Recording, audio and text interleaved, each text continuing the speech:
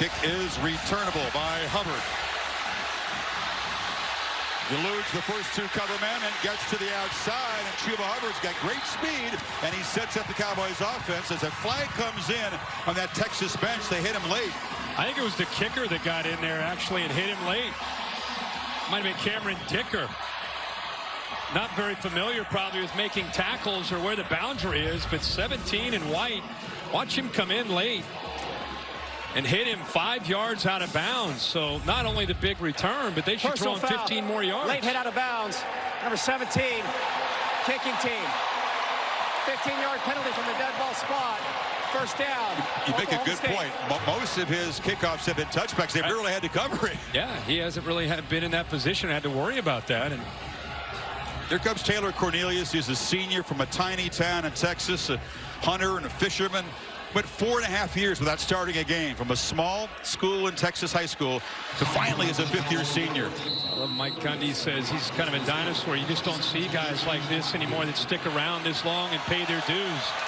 It's a two-back look, but a swing pass to Justice Hill in the flat. They want to get him 20 touches tonight. They'll try to do it in a variety of ways.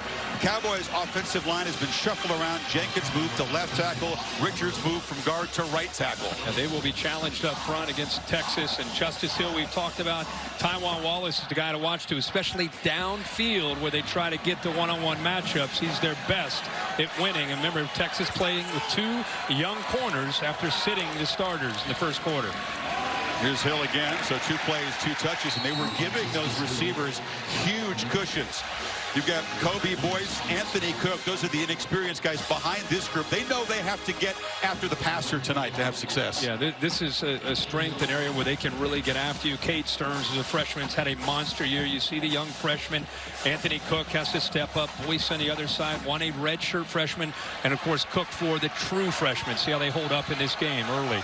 The best receiver, Wallace, almost always lines up to the right. He's at the bottom of the screen on this 3rd and 9. Texas shows pressure and brings it. It's picked up, and Cornelius fires complete. Catch made. First down inside the 40 by Dylan Stoner, the sophomore. Now, the first thing you have to do early in a game is give your quarterback time. He's in rhythm, gets a little bit of pressure late, but is able to keep his vision downfield. Sees that Stoner against zone, sits down nicely, and he throws it right into that open area, picks up that first down. Cornelius, a big 6'6", 230-pounder. Play action on first down.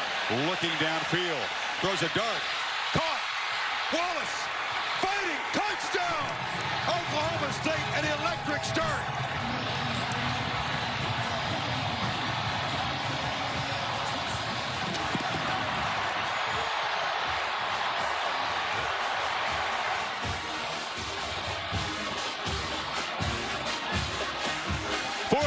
For the touchdown. Less than 2 minutes to take a touchdown lead. I'll tell you what, that is the way you want to start a game, not just for Oklahoma State, but for the quarterback, Taylor Cornelius, with a great throw. We talked about it. We warned you what Wallace can do downfield.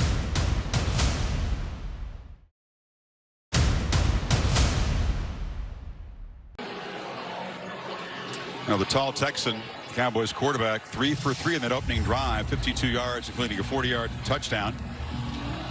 And now, first possession for Texas. We get a look at Sam Ehlinger. It was 2 weeks ago against Baylor. First series of the game, got knocked around, injured his shoulder, cut his hand, and only because he cut his hand, it was forced out of the game. Want to get running from Keontae Ingram. He's a true freshman from Carthage, number 26. He's lined up behind the tight end back. And right away you see the speed of Ingram, an emerging runner in this Big 12 conference. Yeah, I think he has got a chance to become a superstar, but the boys up front will have to get it done. You know, Calvin Anderson, a grad transfer from Rice, to settle in nice to solidify that left side. We'll see how this skill can do with that physicality up front. And now they swarm the backfield, and Ingram is dropped for a loss as a flag down near the line of scrimmage. Justin Phillips, the linebacker, grabbed him.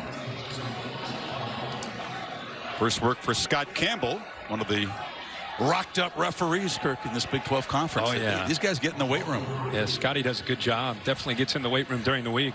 Holding number 56, defense. That 10-yard penalty will be enforced from the previous spot, first down. Calling on the defensive number 56, Enoch Smith. Go back to the skill. We say Trey Watson, but Ingram already a big carry. Colin Johnson, a guy to watch on the outside, 9. Really effective in one-on-one opportunities. And I love Andrew Beck, 47. Has an opportunity to get matched up against the safeties. If you pay too much attention to the receivers, 47 can burn you down the middle of the field. Penalty moves the football to the 44 of Oklahoma State. Empty backfield. Ingram comes in motion. They fake it to him. First carry for Ehlinger. He's a downhill runner at quarterback, which is why you're concerned about that shoulder. Right, and there's no way of testing it until you get into this game. And this defense is going to do their best to come after them. If you're looking for the difference maker, it's 94 there in the middle of Brailford. They move him around by far, their most explosive player. And on the outside, I want to see how A.J. Green, Rodarius Williams, the corners, hold up against that one-on-one chance. Ehlinger around play action. Takes a shot downfield. They do this a lot. A flag comes out. A.J. Green was defending big Colin Johnson. And it's going to be defensive pass interference. Already 2 major penalties on Oklahoma State in this possession. Something that Gundy said his team just could not do tonight. That looked like incidental contact. I don't know if they're going to talk about that and just say their feet got tangled and wave that Pass off. interference. Wow. Number 4, defense. 15-yard penalty from the previous spot, automatic. Oh, Dave Kataya is a rules expert. Dave, get you in early here. What did you see there? You got a lot of tangled feet, but I think they're raising the state with a call as he was in a chase mode coming up behind him. Kirk, as you pointed out, Colin Johnson, and once he get in right after this series, little Jordan Humphrey, they'll take their downfield shots a lot tonight. Oh, yeah. I mean, that's their entire offense is running the football and then to try to get those receivers where they get the one-on-one chances. Ingram on the option pitch. And the Cowboys string it out. He cannot cut it back. Drops for a 2-yard loss. Jarrell Owens. When you got to attack the end better, Sam right here does not attack. Maybe it's that shoulder, but does not attack Owens, 93. Owens ends up making the tackle. You run option football. You've got to eliminate the pitch man. That time he did not. It's a Cowboy defense that leads the nation with 30 sacks. They invade the backfield for a whole bunch of tackles for loss. They also give up a whole lot of big plays. Trying to go as much up-tempo as they can, trying to be the aggressor, get Oklahoma State on their heels. 2nd and 12 play. Ingram picks his way, and they'll be knocked down from behind back near the original line of scrimmage by Trey Carter. 3rd and long coming up. You know, Ingram, I think, is going to be a good story for this Texas team. A true freshman that has a chance to become an elite back. He had a bone bruise early in the year, kind of slowed down his progression. But from the Oklahoma game on, you've really seen him get more opportunities. He had 13 carries against the Sooners, 19 against Baylor. And their hope is, especially with the shoulder with Ehlinger, that eventually he takes some of the load off of that running game. It's loud on 3rd and 10. You saw the Pokes paddles just getting warmed up tonight. 3-man rush. Ehlinger has time in the pocket, delivers a strike across the middle, and it's Johnson muscling for a 1st and goal. Boy, when you sit there in the pocket that long, you give the offensive line a lot of credit. He sits there and waits until the very last second, and they hit the 1st down. Playing fast.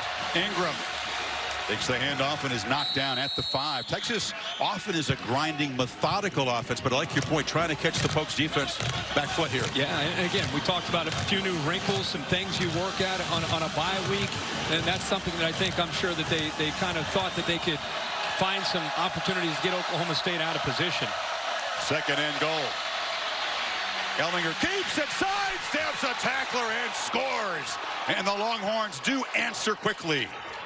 How about that move? Malcolm Rodriguez, the safety, has him. Nobody picks him up. Watch 20 coming right in here. Has a chance. Nobody picks him up. Shimmy, shake into the end zone. I mean, he's known for running over top of safeties. This time, he says, hey, my shoulder's a little sore. I'm just going to dance around you into the end zone. A little versatility there. I don't know if he had the shimmy shake. Yeah, he sure had it there. Dicker answers with the PAT, and it's 7 plays.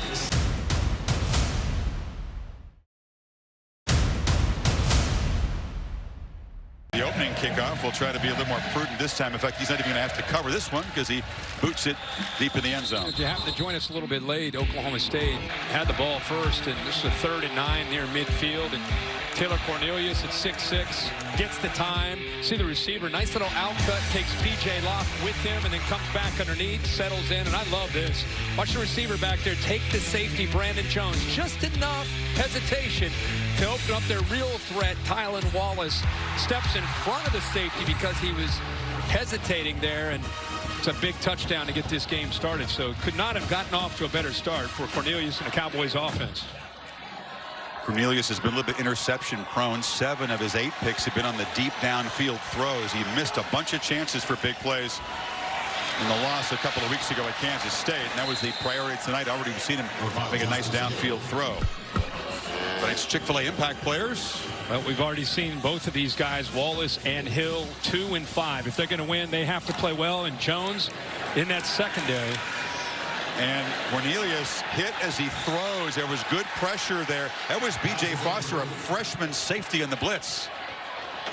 Todd Orlando deciding, hey, let's get after Cornelius. That first series, we showed you a couple of plays. Both times he had all day back there. And Todd Orlando, the defensive coordinator from Texas, known as one of the more aggressive defensive minds in the Big 12. Not afraid to bring extra people. And I'm sure that was one of the adjustments he made there after that first drive. Central Casting, defensive football coach. 3rd and 8. Cornelius this time has time and delivers a strike across the middle, and going up to make the catch once again is Tylan Wallace. They're in midfield. Chris, watch this block right here by 67. Boom! He takes Hager down, gives Cornelius a chance to come over there to the right, and again throws the ball once again to Wallace downfield. Playing fast, pump fake. Cornelius wanted to throw it. Now he just dumps it down, and the catch is made by Landon Wolf. And I know we love Brecken Hager, but he came around on his stunt, and the big fella Shane Richards at 336 pounds just unloaded on him. Not only is that important to give your quarterback time, but it sends a message in the trenches to Texas if you're Oklahoma State. Richards, one of 3 guys who played their high school football in Canada. The right tackle, number 67. 2nd and 7 after the short throw. Hill, buzz loose. Justice Hill in the clear. He's brought down now at the 25-yard line. Brandon Jones saved the touchdown. Well, you're going to see the safety right here. He comes up fast, takes himself right out of the position, and there's the vision and that ability to cut on a dime. And that's why these fans want to see the ball in Hill's hands more, because of plays like that. 27 yards on that one. He's got it again, but there's a mass of humanity as the Longhorns stack that one up. Chris Nelson is a tough nose tackle. You and I bounce around the country, see a lot of these different teams, a lot of different conferences.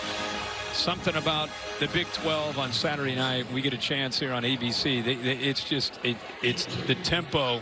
You can't prepare for it. You see it every week, but until you get out here, your players have got to do a good job of adjusting to the speed and how quickly the ball is being snapped. It's J.D. Hill in the backfield now. And he's got it around the right end, cuts it back, and he's a little more physical runner, not nearly as fast as Hill. And King down near the marker. The jet sweep action, they're affecting the eyes.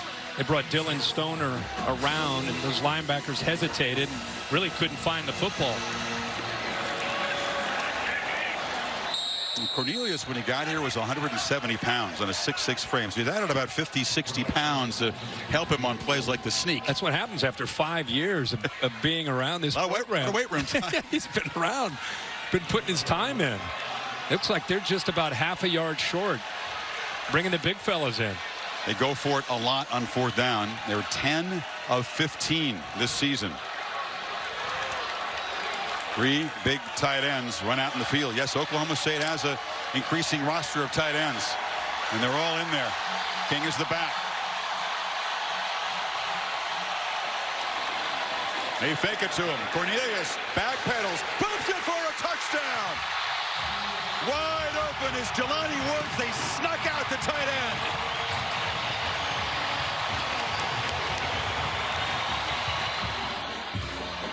Two words. Mike Gundy should add another word, underdog. When he gets to be an underdog, instead of just taking the conventional wisdom, quarterback sneak, run up the middle, instead, a naked where he rolls the quarterback out and finds the tight end who nobody picks up Woods in the end zone. A 4th down touchdown, second of the year for Jelani Woods, and the Cowboys take it.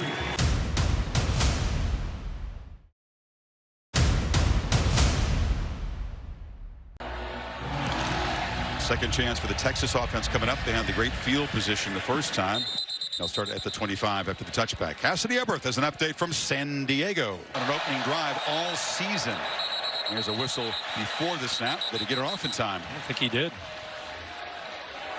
It's delay. Play a game. Offense. 5-yard penalty. Let's go first down. And he was taking his time initially, and then he started to make a check and play clock. I don't know if he lost time or lost touch of the clock or what, but 5 yards.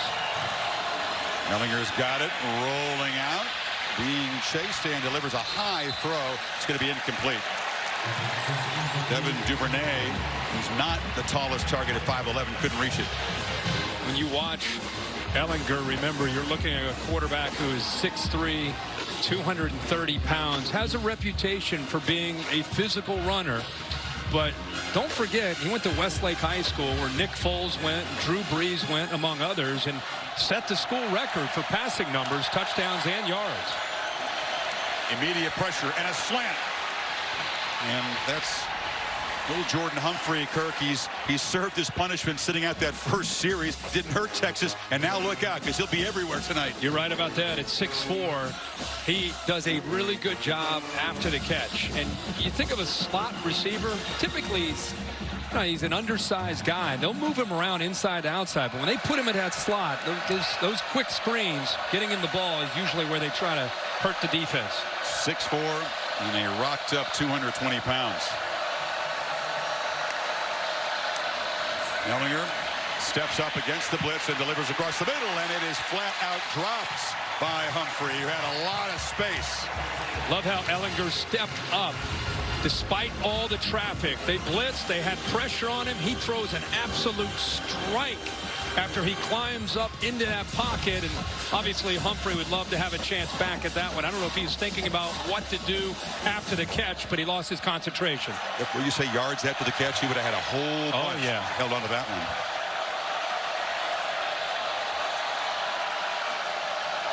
Jim Knowles, the defensive coordinator, brought the heat. They lead the nation in sacks. They bring a lot of pressure. They bring it again. Texas deals with it, and they try to take a downfield shot to Colin Johnson. Well covered by Green. It'll be 3rd and long. But you just know that Jim Knowles, along with Mike Gundy, has challenged these corners. Hey, I don't know if you can hold up against Colin Johnson. I mean, have you seen this guy on tape? He's 6'6", 215. Can you do it? Can you handle that challenge? Because we're going to leave you on an island. And these corners have been hearing about that all week, and they're anxious for this opportunity. You're going to win some and lose some. That's life as a corner.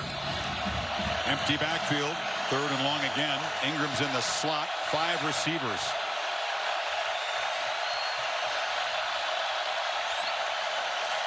Folks rush 4. Ehlinger stands and delivers, and it was behind Johnson. Back for a back shoulder fake, Kirk, but receivers had other ideas there. Combination of A.J. Green holding his own those last couple plays, and them being able to get pressure with just rushing 4. It got enough pressure where the rhythm and the timing with Ehlinger and his receiver Johnson affected, like I said, that along with A.J. Green being pretty physical in coverage. So Ehlinger, the touchdown run of the first possession, but just 2 for 6 tonight as a passer. The drop hurt Texas huge in that possession by Humphrey. Krzyzewski, the freshman punter from Australia, boots it. And Dylan Stoner returns it up to the 35-yard line. So the Cowboys offense 2 for 2 in touchdowns. Back to work. Kickoff Week 8 Sunday NFL Countdown tomorrow morning on ESPN. For Aaron Rodgers and Jared Goff square off. 2 former Cal corners. Devontae Davis, the 2 starting corners, both suspended. And so far, Oklahoma State's been picking them apart. There's a nice back shoulder throw. Landon Wolf makes the catch. And they'll spot it at the Texas 46. A little pump fake out to the right, which got all the defense his attention, and then he ends up throwing it downfield. Another busting coverage that time by Texas. Quarterback draw. Big fella can run. Blows right through one tackle. Bounces off another man and picks up 6. I'm glad you said he can run. In fact, he averages at about 8 or 9 carries a game. And, you know, you and I both looked at film this week. He can go. Long strider. Long strider and has some speed. Reminds me a little bit of Justin Herbert, who's out at Oregon, who can also run despite his big size, you know, being 6'5", 6'6". Justice Hill misses another tackle on him, and he's down to the 25-yard line. You can see the quickness of this man. And also, let's give the offensive line a lot of credit. Watch 56, Larry Williams come up, set that edge right there. And these backs, especially Justice Hill, boy, he can get to that second level running downhill. He's trouble. Now it's Hubbard. And he bangs forward for 12 more. They're playing fast, and they are moving quickly toward the goal line again. How about having Hill and Hubbard in that backfield together? There's so many different things they can do. Keeps the defense guessing. They can also go play action and throw it. Well, again, good blocking. He just kind of methodically runs to the right. They're getting yardage in chunks on the ground now. Yeah, they're also getting a surge from that offensive line. It's easy to focus on the backs, but the offensive line, a lot of credit for the push that they're getting. And Texas defense, man, they are gassed. Quarterback keeps it. Dart in the end zone, incomplete. That was Wallace. He was well covered that time by Boyce. Hill already 39 yards with 4 minutes to go in the first quarter. Only had 41 yards all last week. You know, we talked in the open how their fans have been saying, hey, Coach, 5's pretty good. Let's get 5 the ball. And Coach will tell you, well, it's been tough to run the ball with some of the injuries and the offensive line not playing well. Tonight's different story so far. He's out, and J.D. King is the back, but Cornelius is looking to throw to the end zone. A looping throw way over the head of Tyron Johnson. It'll be 3rd down. One of those 50-50 balls you hope the receiver can come down with, but Johnson really not much of a chance there. 4th down, excuse me. So Texas defense finally keeps the Pokes out of the end zone, and here comes Matt Amendola, very reliable kicker, 11 of 12 on the season. Field goals. Chip shot to make it a 10-point lead.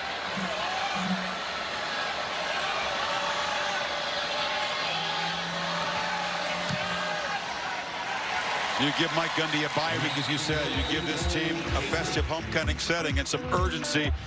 Oklahoma State looks like a different team so far.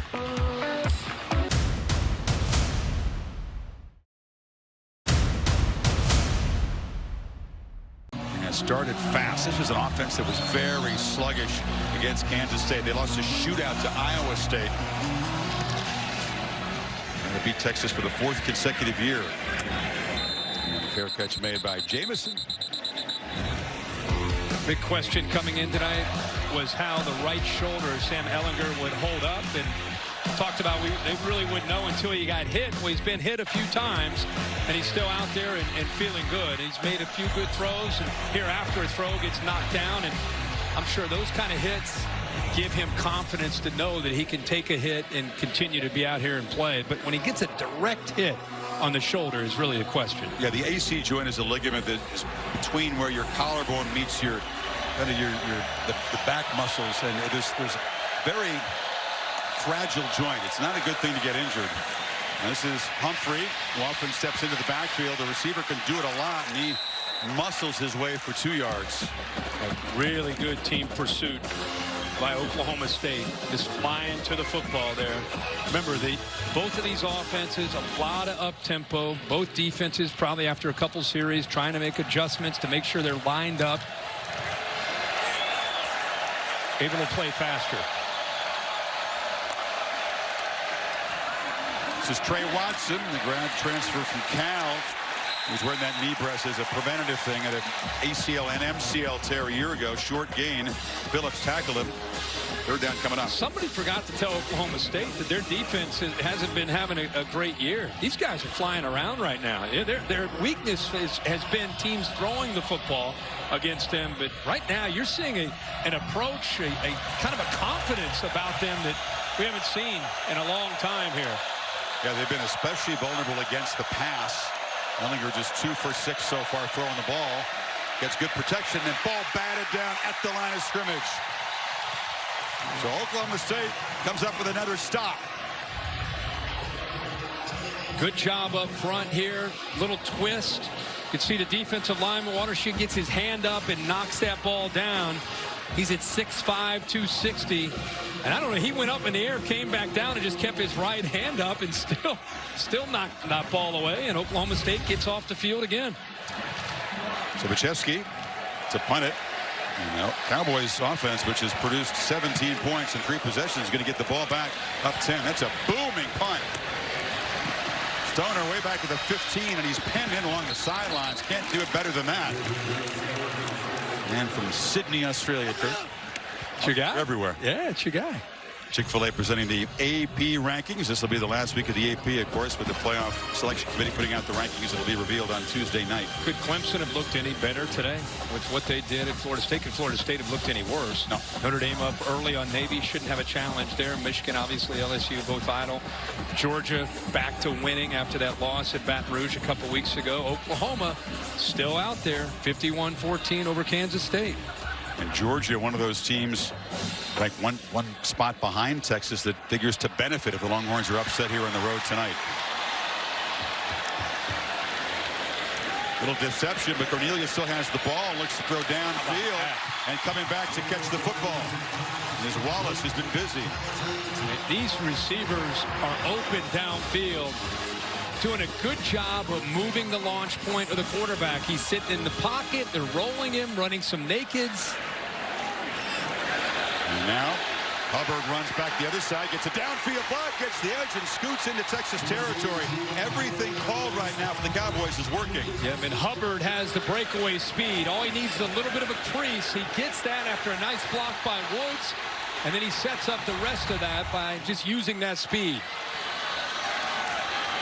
Cornelius fires again, and he's on fire. Wallace, who leads the nation in contested catches. It doesn't matter if a corner's all over him or if he's alone. He's catching the ball. Well, right now, he hasn't been contested too much. The starting corners, we should repeat, again, are out. Davis and Boyd are out in the first quarter, and Oklahoma State take advantage. Hubbard runs for a first down. That's the thing. When you miss meetings and you do it repeatedly, and the coach has to stand his ground and discipline you, you just hurt your football team. And that's Devontae Davis and Chris Boyd, who are watching helplessly at the moment. And you're going to be back in the second quarter. Chris Boyd is a guy that a lot of people feel could be as high as a second round, maybe late first round pick. So it's a big loss to take him off. And they've got a redshirt freshman and a true freshman out there right now. We've had some open receivers downfield. Hubbard, and good blocking, gashing the Texas defense down inside the 15. And they are running wide, and those linemen are getting up to the second level. Watch the offensive linemen go wide, stretch, and look at them working up to those linebackers. I mean, 67, Richards doesn't even have anybody to block, so that outside stretch play, and then allowing the receiver with his running back to find that crease and then get upfield. Chris Brown, the sophomore safety, is down on the field. It's a Texas secondary, Kirk, that has one veteran, Brandon Jones. We've seen 4 different freshmen, 3 of them true freshmen, and Brown, the sophomore, out there. Inexperience is showing in the early stages. Well, right now, I think the Texas defense is shell-shocked. I don't even care who's out there right now. I think it's prepare, get ready, and all of a sudden, I don't think it's necessarily a big change in the scheme. I think it's just the execution and the way Cornelius is playing right now, and the combination of that in the run game. We suspected this Oklahoma State team, which is 1-3 in the Big 12, might be ready for a big performance. Homecoming means a lot around here. They do it like nobody else, and it was circle the wagons time, go all in this game, and so far it's shown. Anybody who's followed Big 12 football or followed Mike Gundy, we tried to say it before the game started. This is his comfort zone, and still a long way to go in this game, but it's not surprising the way they're playing right now. It's a first down play. Justice Hill to the left of Cornelius.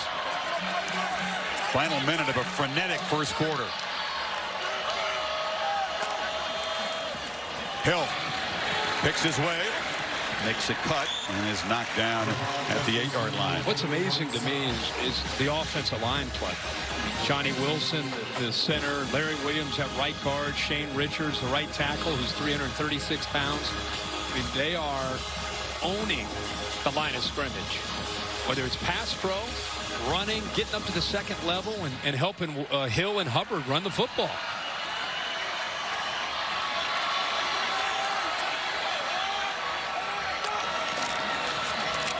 Hill hit immediately, had to dance sideways as the Longhorns swarmed the line of scrimmage. B.J. Foster, the safety, way up in the box. Yep. B.J. Foster, physical, even though he is kind of that nickel back. You know, Oklahoma State in the first quarter, 27 snaps. 27 in the first quarter. And 260 yards. Threatening, up by 10 at the end of 15 minutes in Stillwater. Back after this message and a word from your local ABC station. Number 6, in a bit of trouble early.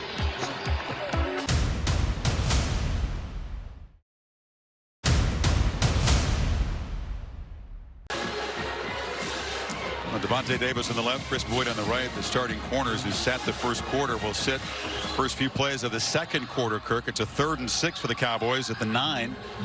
Backups still out there for Texas. Last time Oklahoma State down in this area, red zone, 3rd down, they just threw the fade and unable to hit it. Let's see if they work the middle of the field here.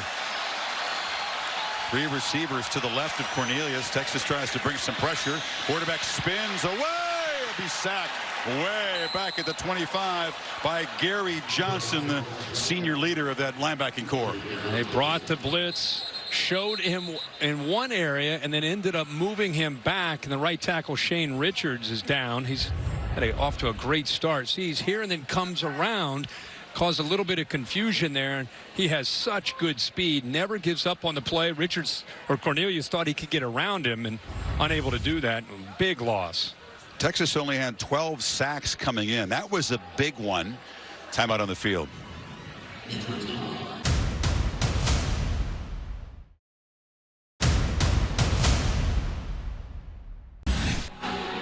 Wild Saturday in the Pac-12. I guess, aren't they all? After the big sack, now field goal attempt. Cornelius' lack of experience takes a huge sack. Was going to be a 26-yard attempt, and now obviously much further back. Yeah, 41 yards, but Amendola has made 23 of the last 24 tries. Announcer's jinx right on cue, hooks that one. Normally very reliable. It's the first empty possession with the Cowboys here. But I think that's on Taylor Cornelius as well. Not on me. No, of course not. Of course not. But as well as he has played, it's snap and a holder perfect. He just pulled the ball. But it would have been a lot easier if he had a 26-yard attempt. And Cornelius trying to make a play, takes a significant loss, and it's a different kick. And see if Texas catches a break here. Longhorns trying to get the offense going. The one touchdown was benefited by tremendous field position. And that's Shane Richards, who's the right tackle, who was limping off the field trying to get the crowd pumped up. Ingram, stutter step.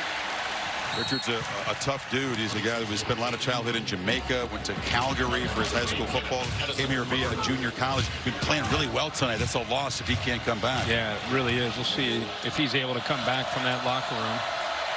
Ingram again on 2nd down. They're trying to get the running game going, but it'll set up 3rd and 4. Oklahoma State, they're going to continue to be in attack mode as long as they're holding up on the edge, as long as they can hold up with their corners, which up to this point they've done a pretty good job of that. Texas will take their shots and continue to attack, but Williams 8, Green 4 out on the edge have done a good job. It allows them to be more aggressive. Little Jordan Humphrey in the slot to the left on this 3rd and 3. Number 84 is a tough target to stop, and they're playing off of him right now. Ellinger looking that direction, but the throw is outside and it's dropped. That was Johnson, incomplete. The second drop tonight. Green defended. Punt team coming out. Again, man, A.J. Green, the junior, has good size himself for a corner. He's 6'1". There's Humphrey on the inside, taken away by 2 guys, so he sees that, feels that, and thinks he can win on the outside. But because of how physical and the awareness of the down and distance, something to remember by Green, he wasn't backpedaling. He was standing firm, and that's what allowed him to make the play.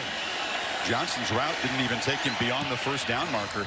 So back-to-back 3 and outs for the Texas offense. Chesky punts it to the 35. And Oklahoma State up 10 as home underdogs. Back on offense when you come back.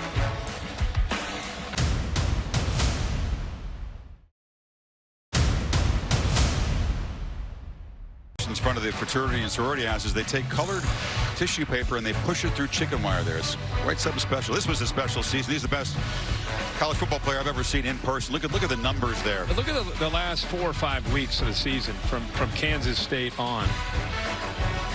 And the bowl numbers didn't count. No, in his that was just absurd. stats. Yeah. But he didn't play in the fourth quarter except for like 3 or 4 games that year. Think about the stats, how scary they'd be then. Hill blocks, picks his way for about 3. Gary Johnson tackled him. Looks like they put Jenkins in, Tevin Jenkins in at right tackle. Boyd, of course, is now back in, but in for Shane Richards. But these corners, Cook and Boyce got to start. Both Boyd and Davis benched for that first quarter. See if they can help make a difference, because it's been a tough start for the Texas defense. 245 yards given up. Those 2 corners out of there. Again, some window dressing in front, and there's a misfire high off the hands of Wallace. And it'll be 3rd down now. The ball was thrown right on the money. They brought pressure, kind of dialing that pressure up to try to get Cornelius out of this rhythm. He put the ball right where Wallace could make a play on it. Wallace just lost his footing coming back to the ball. That's a good matchup. Boyd against Wallace. That was the matchup we all week were kind of excited and talked about. See if they try to find Wallace on this 3rd down. They need 7. 2 of 5 on 3rd down so far. Cornelius looking that way. Delivers high. He's got it again. And Wallace is tackled at the 35. He wins that one-on-one matchup that time with Boyd. Great job up front. Watch the safety in the back end come and take a chance right there, which gives him another 10 or 15 yards. Instead of trying to separate him with his shoulder, he tried to get his hand on the ball. At 27 yards. Now King dropped down by Brecken Hager, a loss of 3. Man who vowed he'll never cut his hair until Texas wins a Big 12 championship. Got to get the win tonight to keep that on track. That's right. With the locks and all, he shot a gap. One of the first times tonight we've seen a Texas defensive lineman be disruptive and be able to get penetration. He is an absolute athletic, powerful man, as lined up as a defensive end. 2-back look again. Hill has it running left, and he'll be wrestled down inside the 30. Excuse me, Chuba Hubbard. The outside zone play continuing to give this Texas defense issues. Stretching them horizontally, letting him find that crease, and then hitting it. Cornelius delivers wide open receiver, and catch is made by Stoner down inside the 15. Picking apart Texas. Running and then throwing. And Cornelius recognizing soft coverage and taking those underneath routes, especially on 3rd downs. Trying to get wide again is King, and nowhere to run. Stopped by Gary Johnson right at the line of scrimmage.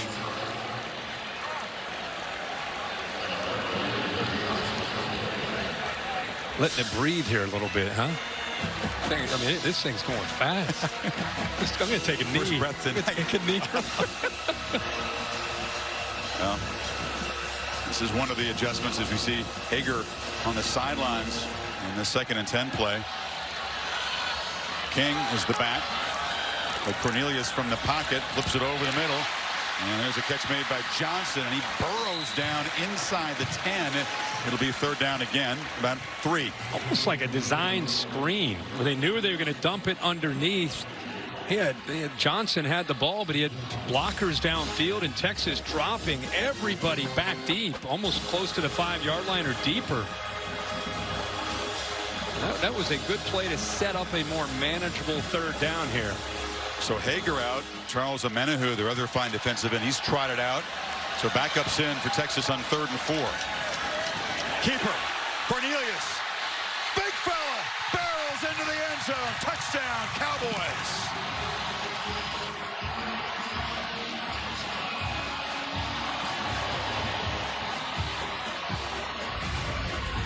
Makes the read on the defensive end, the backup defensive end, and as he goes down, it's all about where the football is. Take a look at the progressive pylon cam.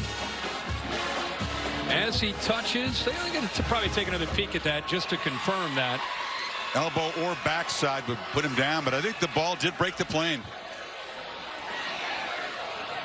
Yeah, he looks like he's in. That's where the long frame, 6'6", comes in handy as he stretches it out, breaks the plane right.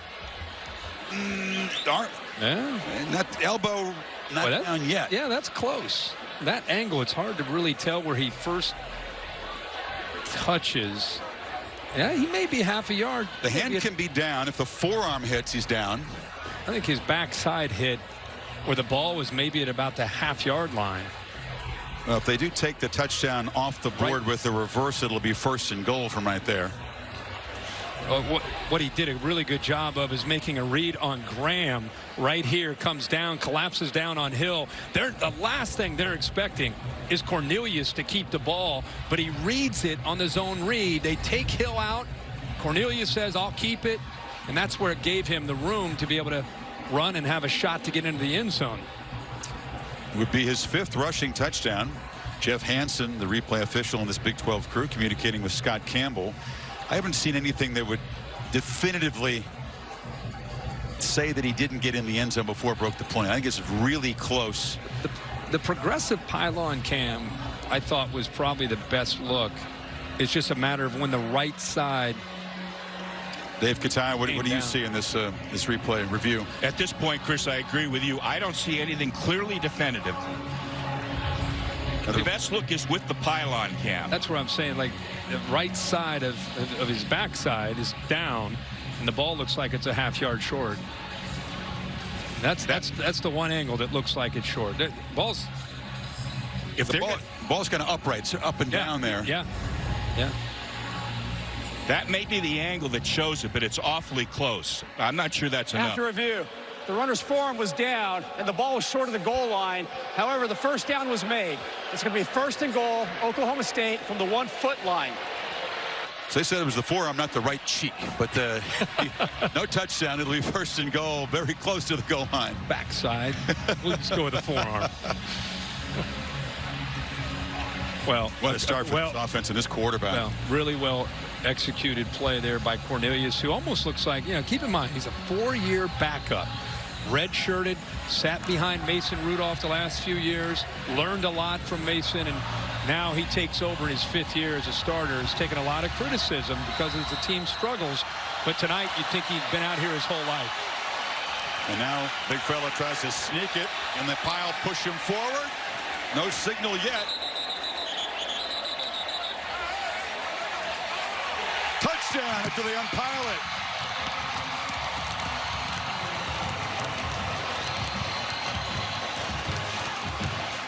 He got some help as he was trying to get into that end zone. Like the fullback there helped him get in. You're not going to take a shot? No, that's all you. 42. It's your guy. Fine Fayuyaki. Sione Fino Fayuyaki with the lead block, number 42, Kirk. And everybody else just pushed him. Yeah. Big fella, you're right there. Give him an assist. Sione, 42, is H-back, fullback, and 252 pounds from California. That's what it is. Fine Fayuyaki. You got to rep that a lot, my friend, before you try it in a game. Not getting close. Oklahoma State. Bye week, backs to the wall, urgency, shorthanded Texas defense.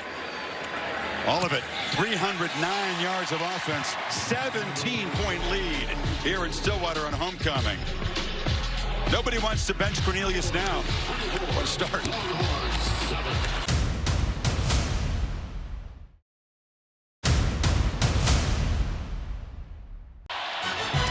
On Tuesday at 7 over on ESPN, the exclusive reveal, the first college football playoff top 25 rankings. Reese and the gang, Kirk will be there. Joey Gallo will be outraged no matter what the committee does. Doesn't matter. Count on that. Rob Mullins, the new chairman from Oregon, will be interviewed. So streaming live on the ESPN app. We'll have our 4 in and first 2 out after this game. Texas arrived here as a playoff contender with no margin for error, but they are being handled right now in Stillwater, down by 17.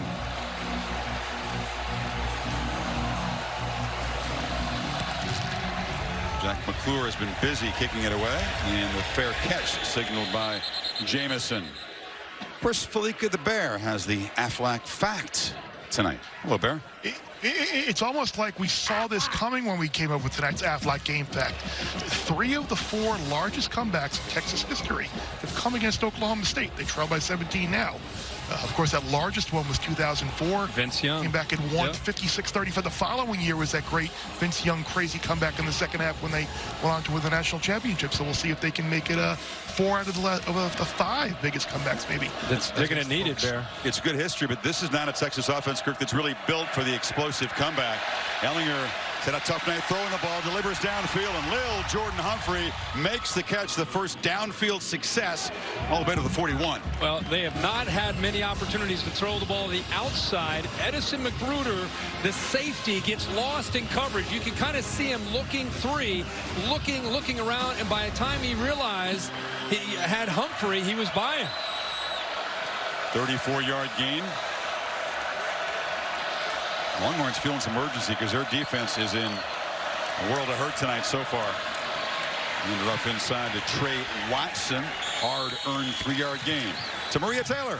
Chris, I spent a lot of time behind Oklahoma State's defense, and they're very dialed in right now, and we've seen them performing well so far. But coming into this matchup, they said after 2 losses, they either had to tuck their tails or put their heads on straight and dial in. And so far, Justin Phillips has been the guy on the sideline making sure that everyone is playing their role. He sure has, Maria. And this play action, Ehlinger throws downfield. Catch made. And down to the 1-yard line is Andrew Beck, the quarterback's roommate. What a throw by Ehlinger. He's been going more to the inside. He hit Humphrey to the right. This time, really good coverage here by Bernard, but the ball is thrown right over his shoulder for the big play. Quarterback Cooper, and he barrels in for his 2nd touchdown. Texas quickly cuts into this big lead. A perfect time for Bear to get that little fact in before that drive when they were down 24-7, because in a blink of an eye, it tells you what Texas is capable of doing. They've been struggling. 4 plays, 75 yards, a couple big passes to the inside. Colin Johnson's not winning on the outside, so instead the adjustment, try to get the ball to Lil Jordan Humphrey one-on-one, and the big tight end Beck, it works. And then he shows you what he's known for by running the football inside that 5-yard line. Quarterback with a sore shoulder, 2 hands on the football, lowered those shoulder pads, and has scored for a 2nd time tonight. The lead back to 10, midway 2nd quarter.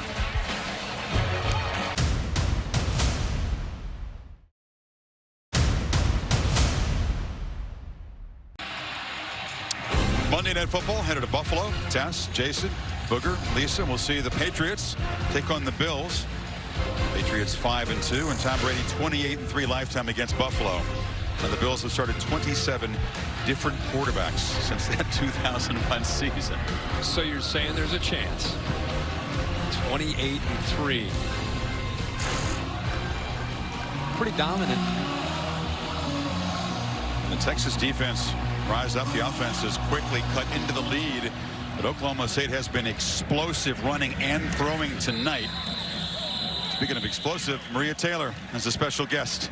Absolutely. The definition of explosive would certainly be Barry Sanders. And the reason why everyone's wearing this throwback uniform is because of you. What was it like walking into the stadium with every player wearing 21, recognizing the 30th anniversary of your Heisman winning season? Well, it was such a beautiful tribute to me and my teammates in that year. And it just brought back so many great memories. I played with some great guys, and it's just, you know, it's hard to even describe seeing the number 21 worn by the whole team, and just commemorating that, it's very special. All right, you bring up memories. You broke 34 NCAA records when you played in that 1988 season. What's one of the memories that you hold dearest?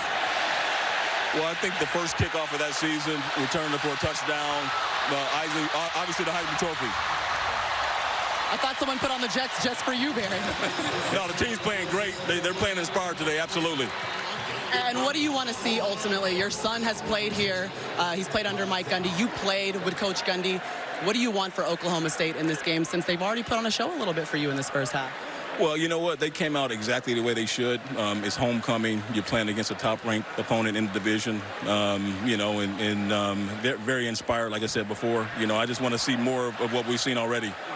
Well, thank you so much for joining us, Barry. Congratulations on your 30th anniversary. My pleasure. Maria, thank you. There's 2 fouls. Justice Hill got out for a big gain, but Those fouls will offset. they'll offset and they'll replay it. So First down. repeat the first down play after all that. Hill's got it again. That's on a hard collision. Omenihu from the defensive end whacked the running back. Omenihu went out towards the quarterback, Cornelius. He comes wide, and then he'll end up collapsing down. Does a good job of keeping contained. You know, Hill with his vision, even though the play is designed to go right, he will definitely cut back, and he would have liked to, but the big fella was there to take that away. And Cornelius said, I'm not going to block you. No, he could have tried to block him there. Yeah, we'll talk later. 2nd and 11, play action. They pitch it far side, and the catch is made by Wallace again. First down across the 35.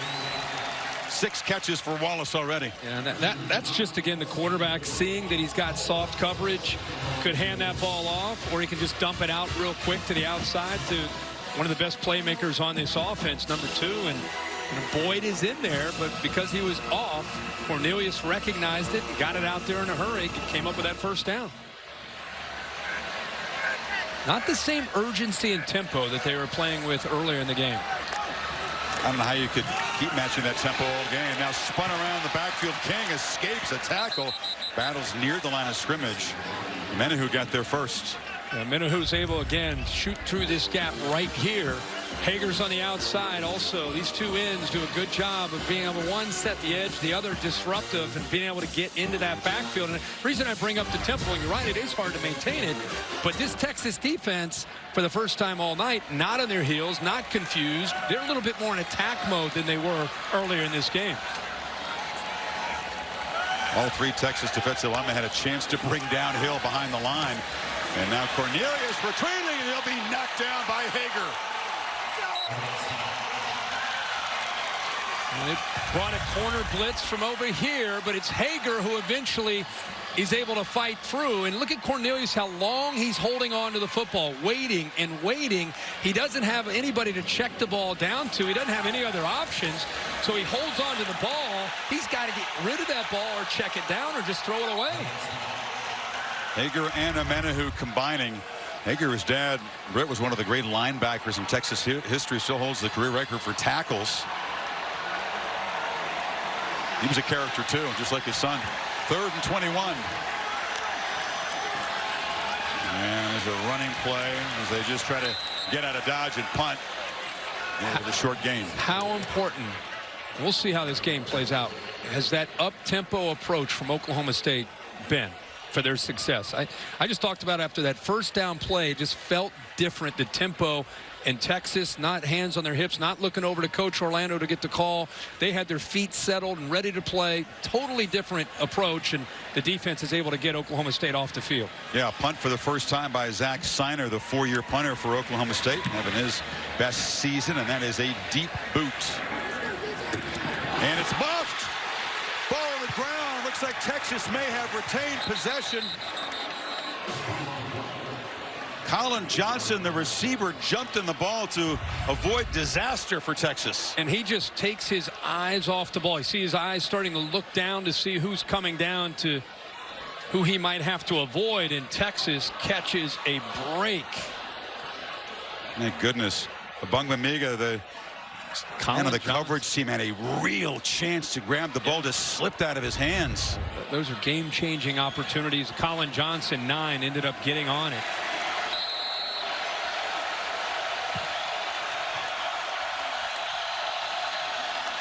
Play action.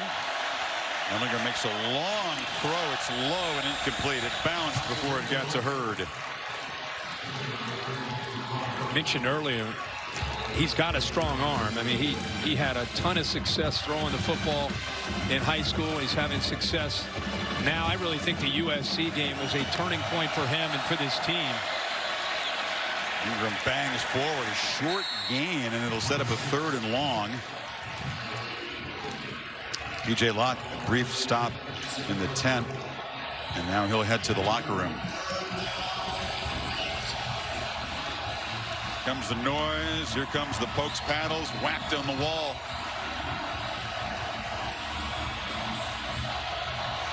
Texas just 1 of 4 on 3rd down. Johnson to the left. Ingram's in the slot.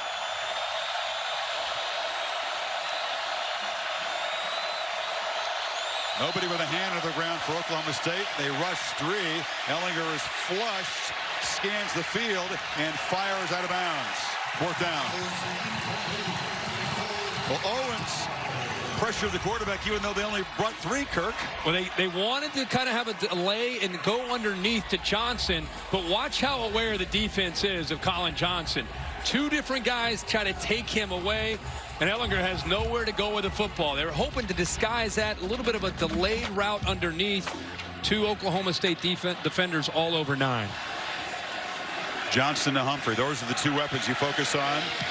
Try to stop Texas, and they have been shut down so far. 3 catches between them. Bumped by Buchevsky, rolls dead at the 30-yard line. Hill knifes for a short gain. Do you think Oklahoma State, Kirk, should go back to the kind of frenetic? Yeah, and now you think about with 4 minutes to go. Yeah. I think you're trying to get one more score before the half, and that tempo was working so well. Cornelius has plenty of time. Rolls out and just flips it to avoid the short loss into the Texas bench. Wheeler pressured him. Our crew showed you before this drive even started. O'Menahue down on the sideline, just catching a breath, coming in now, and that's what Todd Orlando is going to have to do for 4 quarters. He's used to doing it in the Big 12, but when you have an offense that has a chance to maybe get up to near 100 snaps, you have got to do your best at rotating defensive linemen and trying to get guys on and off the field. Otherwise, if you don't have depth, you're going to get worn out in the second half. Usually get bashed, but they face some serious challenges. The tempo and the number of snaps, it will test your endurance and your depth. Pressure picked up on 3rd down, and a strike again. They know it's going to Wallace on the right side. That time Boyd couldn't stop him. 1st down. How about that? Again, going right back towards Boyd. And Caden Stearns actually put his hands on Wallace just to try to kind of slow him down. But it didn't, and did not disrupt his timing with his quarterback, Taylor Cornelius. I say Wallace is so good. I don't only have 7 catches last year as a freshman. We had James Washington. There were some talented guys ahead of him. He waited his turn, and now he is the star of this receiving corps. Hill makes a cut, bangs into Wallace, who was trying to block for him out there. Still a nice 1st down gain. Jenkins is now in at that right tackle spot, 73, for Shane Richards, who also went into that locker room, and they're still having success running over the right. Not that time, though. Texas defense gets him yet. Jenkins, who was at right, switched to left tackle, now goes back to right tackle with the injury. Be 3rd down again inside of 3 minutes before halftime. Yeah, and B.J. Foster, Chris, you touched on him earlier. He's a true freshman out of I think he's right out of Angleton, Texas, 6'1", 205. But instead of being a nickelback back deep, at 205, up always near that line of scrimmage, made that last play. Texas brings pressure on 3rd and 5. That's a short throw and a clutch catch for a 1st down by Stoner. Good hands in traffic. When Oklahoma State started this season, if you had to guess who would be their go-to guy, a lot of people thought Stoner would be their guy. Great awareness of where he needed to get for the 1st down, and just barely got across. The ruling on the field is a catch for a 1st down. Previous play is under further review. If you want to review a play, you got to be fast on the buzzer here. And Jeff Hansen, the replay official, wants to take another look at whether Stoner completed the catch. Yeah, also maybe check the spot. I mean, like I said, his route was very, very close to that 1st down marker. I thought it was really good awareness by 17, the sophomore out of Tulsa. He's checking maybe that right knee to see where the ball is. It's a good call. When that knee hits the ground, this is the on-the-yard marker. Right there's the knees down. So the ball may be a fraction short, but is it enough to turn over the call? Yeah, really hard from that view to see where the football is. Best of luck to Scotty there. It's cool to have that camera on the yard marker, but it doesn't have the same quality of resolution as the other cameras. Will it be enough? It's key because it would be 4th down near midfield if he's ruled short of the marker. See, when the knee goes down right here. Yeah, I think it's a 1st down, according to the other line side. there.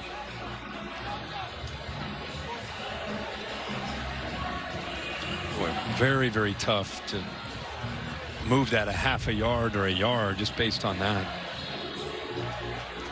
Again, that new wrinkle cam gives you a look down there. The resolution may not be enough to emphatically say where the edge of the football was when the knee went down.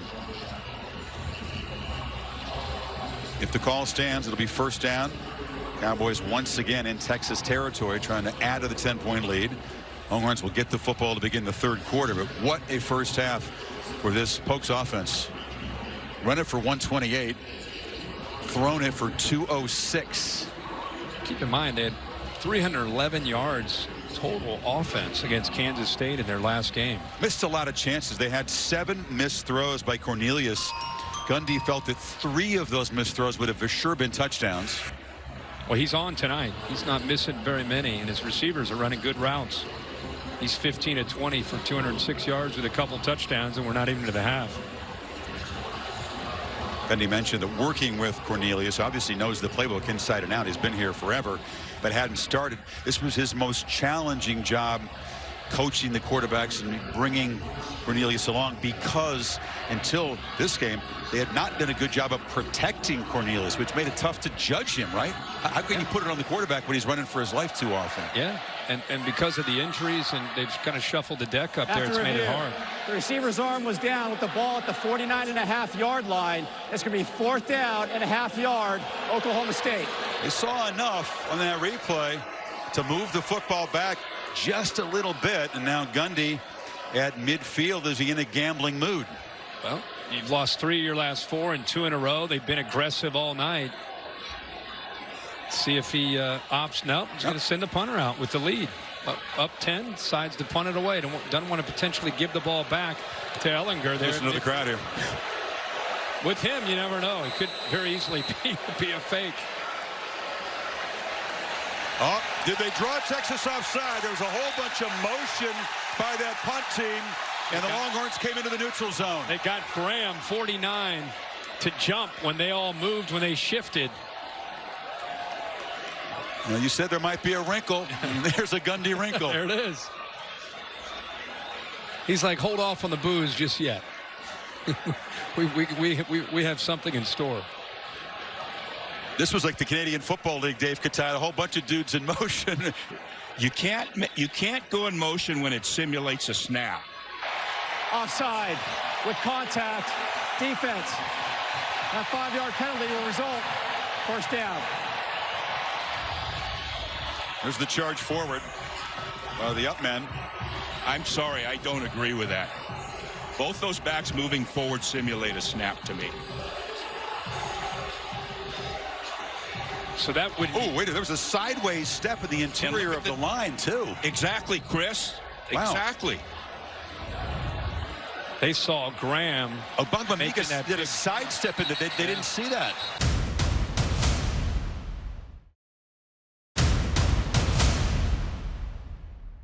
Well, you're going to have a replay here, and Chris, what you said is more definitive by that lineman. You can't simulate action at the snap. That simulates action at the snap. Plus, let's take a look at it again if we can. If the lineman's in a 3-point stance, he can't come out of the stance. Not in the stance. They're not in the stance, they're up, but still, that's, to me, simulates action at the snap.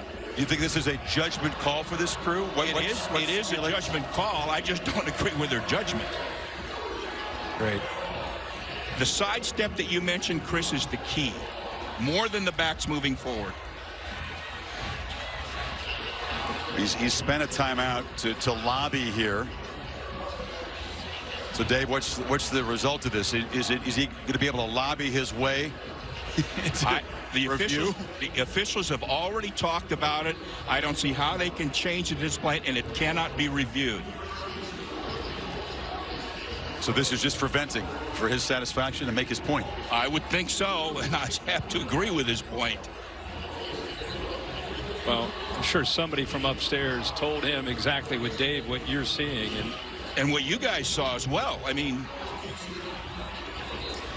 well, the little trickery worked, and Oklahoma State a first down now inside the 45-yard line, trying to add to this lead. They've got all 3 timeouts.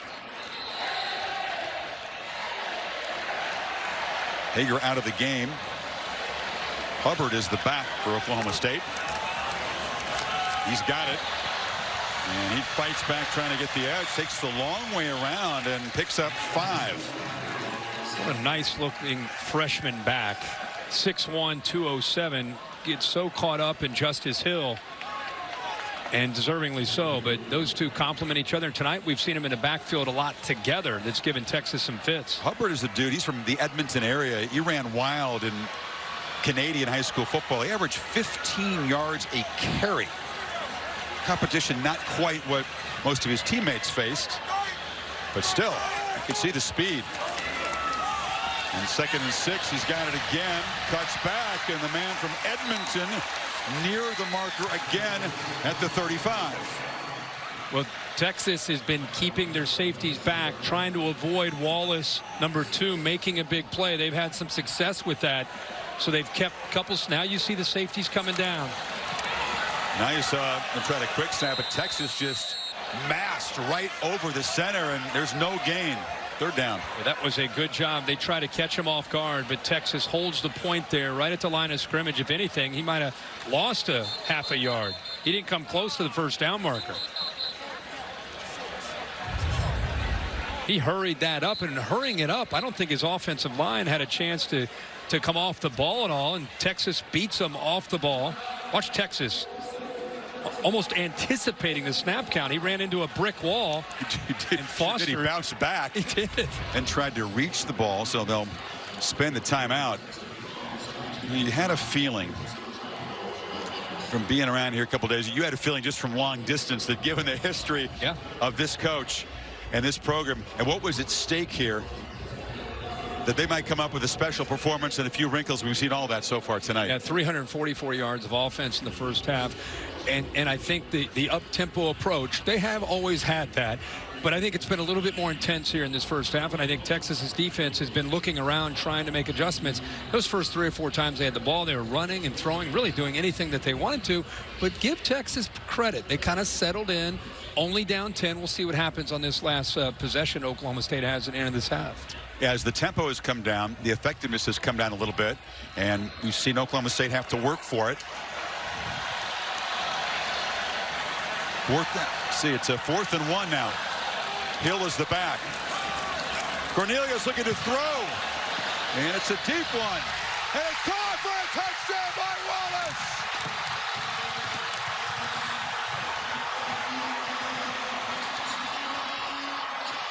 The king of contested catches does it again. Wow.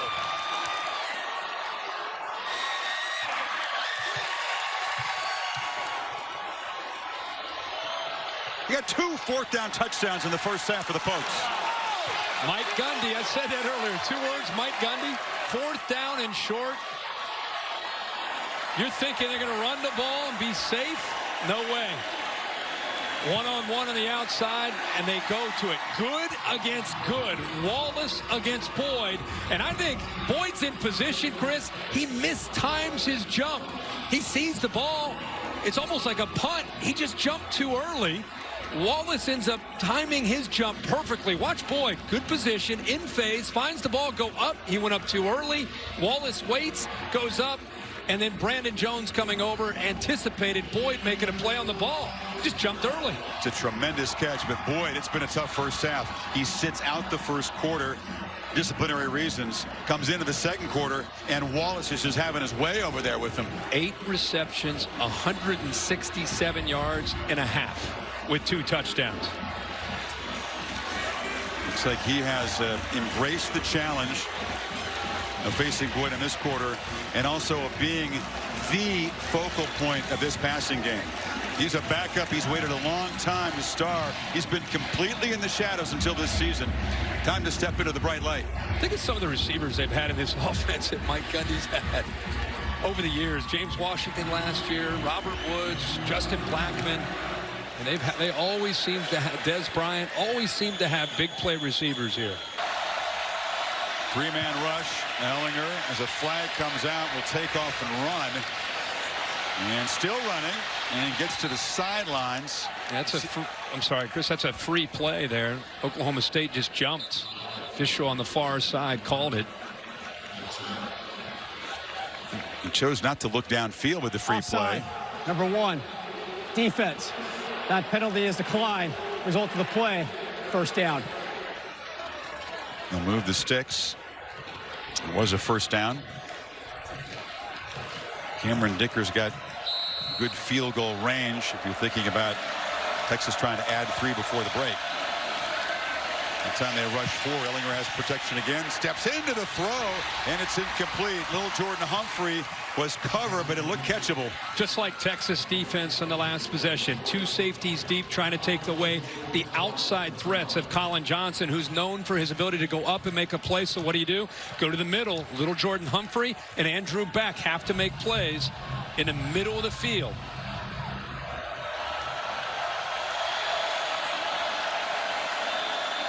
Second and 10, minute 2. Cowboys bring pressure. Ehlinger delivers short over the middle. And the catch is made by Watson. Doesn't have first down yards. Clock will continue to run. Obviously urgency here with trying to hold on to those timeouts. Confident that they can pick up the first down here. They need a yard. And it is a first down. And they whistle. And little Jordan Humphrey was not set up. Lazy getting out to the line. Not hurrying up. Will cost him 5.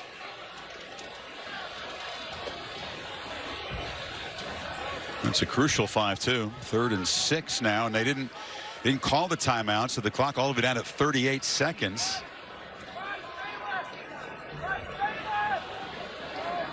The small things.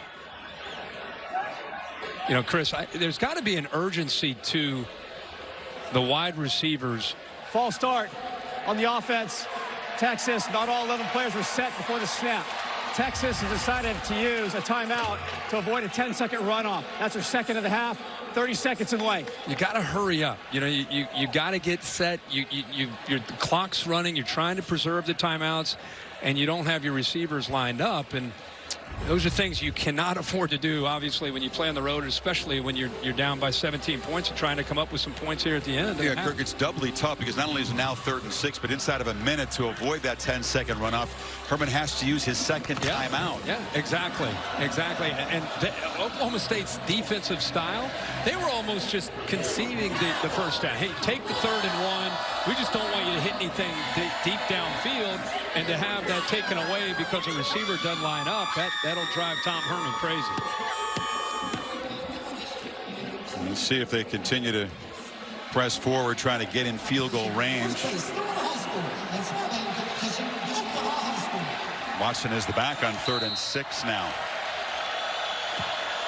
They put 3 seconds back, so there's 41 to play. And here comes a reverse. Humphrey to Johnson, who's being chased, gets a block, has some space, and it's Duvernay, who does get the first down right at midfield. Well, Oklahoma State was there, sniffed out by Bundage, but not able to make the play. And Duvernay has enough speed. Once he got out of the arms of Bundage, he gets to the corner and picks up the first down. Box stop as they move the sticks. Now it's running again inside of 30 seconds. Ehlinger throws incomplete. Again, trying to put the ball in traffic, and they were all over Colin Johnson tonight. That was Green. A.J. Green continues to have a big night. Clearly took this challenge personally this week against Colin Johnson, the big, tall, wide receiver. Gets in there, does a nice job not getting in too early, but once Johnson had his hands on the ball, he got his hand on his forearm and pulled that ball out of there. And now whistle, 21 seconds to go in the half before the snap. Mike Gundy. He'll spend a defensive timeout. Timeout, Oklahoma State, second of the half, 30 seconds in length. Cowboys rush 3, and Ehlinger has all kinds of time. Still scrambling. Chase now, sandwiched and knocked down at the 45 with 13, 12, 11. Jordan Brailford, top sack man, and the nation's top sack defense, has made the play that will apparently end this first half. Herman says, I have seen enough.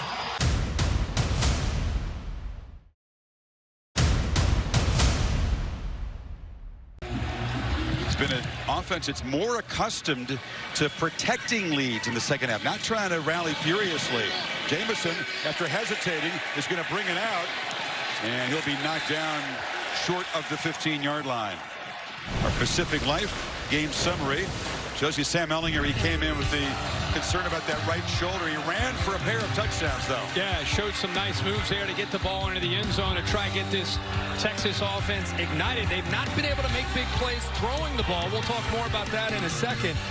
And, of course, if you just joined us, Taylor Cornelius, who has had an up-and-down start to this season, has had a huge first half, 16 of 21, and his main target, of course, on the outside has been Wallace, 2. They try to get the ball inside to Humphrey. That's a staple of the Texas offense, that slot slant.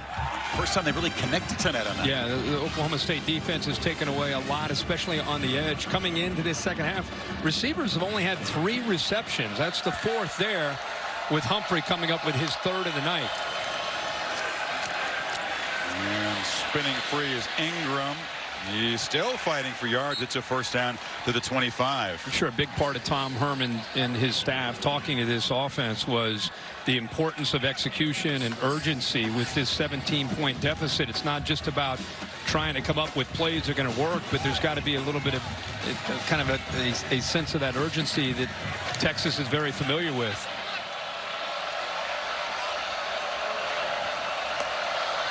Daniel Young, they go in motion, and now they pitch it to him, but he's well covered. He escapes momentarily. Big Vela knocked down for a yard loss. Maria, what did you learn at halftime?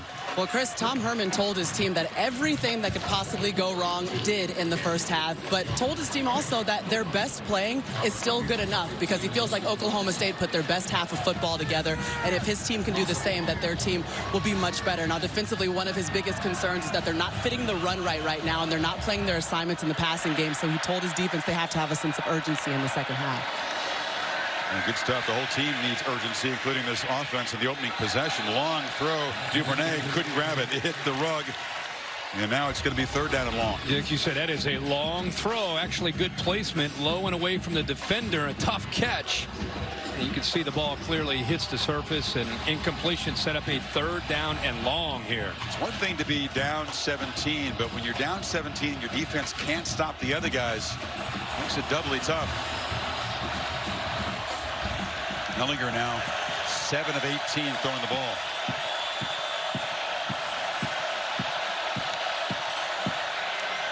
Cowboys spy him and rush 3. Gets the ball out. Catch made. First down. Duvernay. That was a dart. Sure was. They continue with coverage to take away Colin Johnson to his right with 2 defenders, one underneath, one behind him. So he has to work back to his left and eventually find Duvernay, who's a junior, highly touted and very capable, has great quickness. That time settled down nicely on that 3rd down. That was a big conversion. Needed 11, got 14.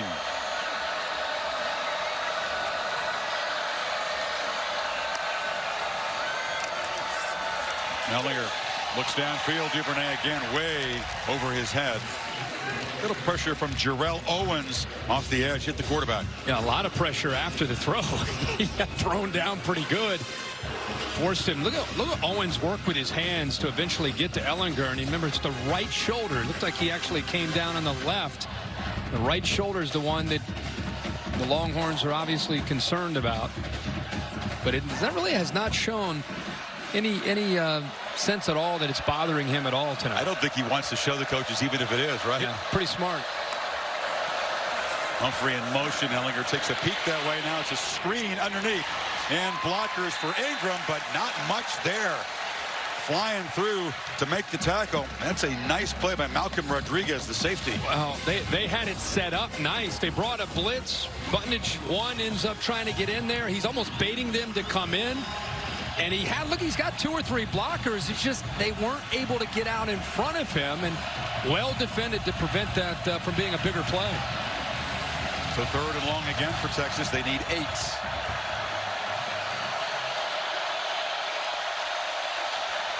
Three-man rush. Ehlinger surveys and delivers. Almost intercepted. Stepping in to break it up was Rodarius Williams, and it's 4th down. been talking in the entire game that this secondary has taken this as a personal challenge. Big part of Texas's success is winning one-on-one matchups. Boy, Williams played that perfectly against Hurd, stepped in front of it. Only thing he didn't do is catch it. If he holds on to it, he's running to the end zone for a touchdown. You talked about A.J. Green all night. Now Williams, the corner on the other side, makes a big play. Dylan Stoner back to receive the punt of Bachevsky. Rugby style. He got close, but it's a pretty good boot. Fair caught at the 22-yard line.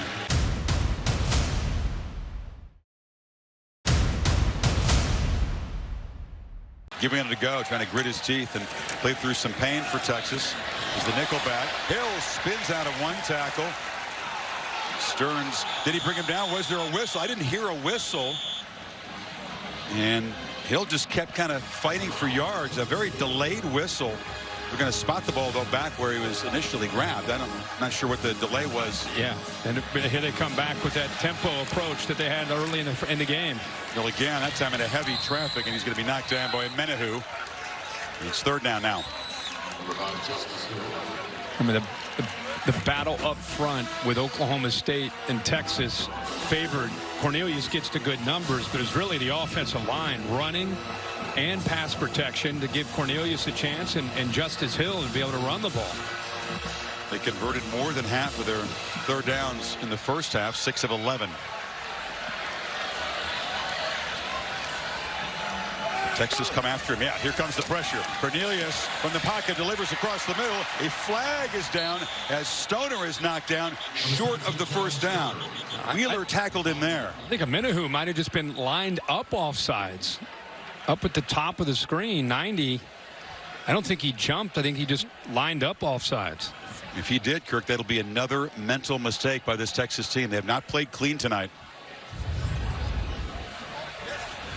Yeah, right here, he looks like he's lined up offsides. That would not make it a first down, but it'd make it third and short.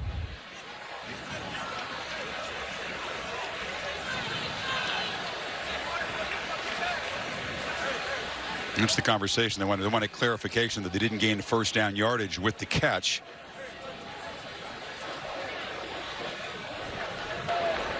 Offside. Number 90. Defense lined up in the neutral zone at the snap. 5-yard penalty from the previous spot. Replay. Because they were short, they'll take the penalty. It'll be third down at about a yard now.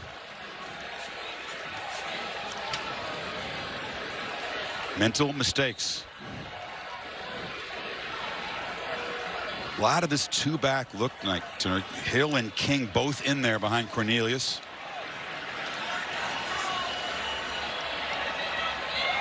Now Hill motions out and look to throw it to him. Catches it in the flat. Makes a man miss and gets the first down. You know, whether you run Hill or you motion him out, you're just trying to get the football to him where he can have a little bit of room to work with and make somebody miss. That time he had a blocker as a receiver out in front of him with Johnson, and he didn't need a whole lot of room to have to pick up that first down. Cornelius, big fella, keeps it and gets about 7. Gundy said he felt the target for touches tonight for King was at least 20. Well, Hill, I said, he's already running for 16. Caught a couple passes. At the pace of this offense's performance tonight, he might be looking at touching it up to over 30 times. But they are doing a good job with J.D. King and, of course, Hubbard, who's been in a lot tonight. But for now, the two backs back there are King and Hill. Been rotating those three tailbacks, all involved. Cornelius pump faked it to Hill in the flat. Now looks downfield. Wallace. And that time, the battle was won by Chris Boyd, who recovered and broke it up. Yeah, Wallace seemed to, in the middle of his route, slow down on his route. Watch him just a little hesitant right there. Then he picks it up, and I think that affected the timing and where Cornelius wanted to throw the football. About halfway through, I think he was surprised that Cornelius was looking his way, and I think that hesitation cost him a potential shot to make a play on the ball. Yeah, tough night for Boyd, but you could see why he's considered an elite corner. The speed to recover and go up and break the pass up. On 3rd and 4, Cornelius gets it out, and that's Stoner once again fighting near the marker, and they'll spot him just short. That was Locke who made the tackle. Boy, it looked like his right arm, just by reaching across, almost like you're at a goal line, his right arm looked like it reached after he made the catch, just to make sure that he had enough right there.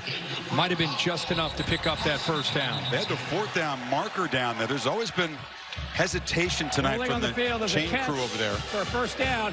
Previous play under further review.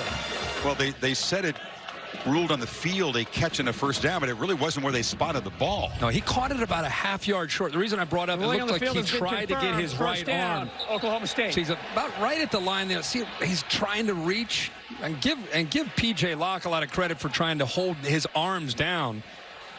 Yeah, he's across right there. Oh, I'd say it's a see good that right call. arm? They Yep. just didn't initially spot it up there, and they had the 4th down marker up. Yeah, the forward progress looks like it'll give him the first down, but every inch mattered there to try to pick up that first down, but they do confirm it.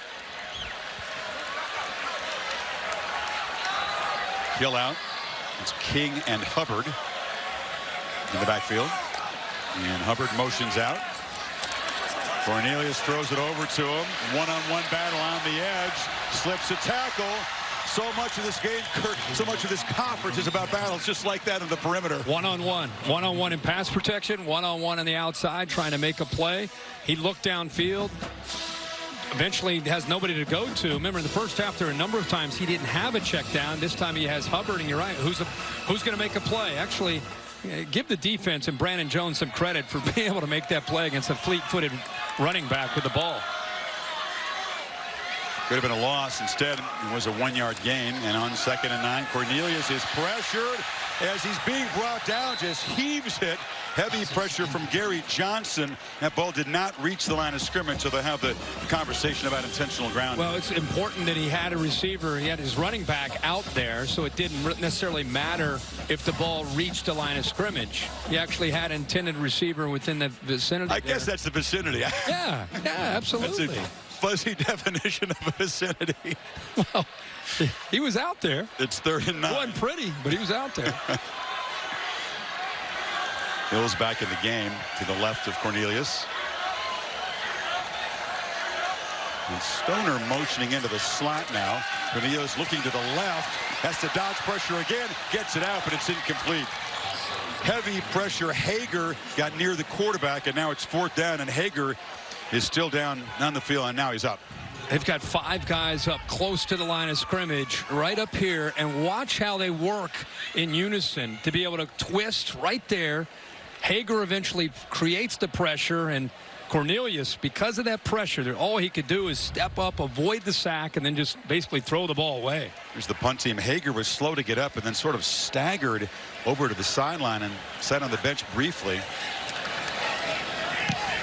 The low kick. Brandon Jones comes up. No fair catch. Takes it at the 15 and moves right up the middle. Hard hit. Gets across the 30. So as Hager nurses his injury there, Texas offense back on the field when you come back. Down by 17.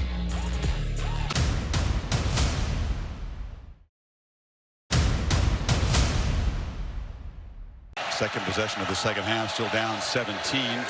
Needing that urgency that Maria talked about, and there's a downfield look. Johnson running for it. He's got it. A big strike down near the 20.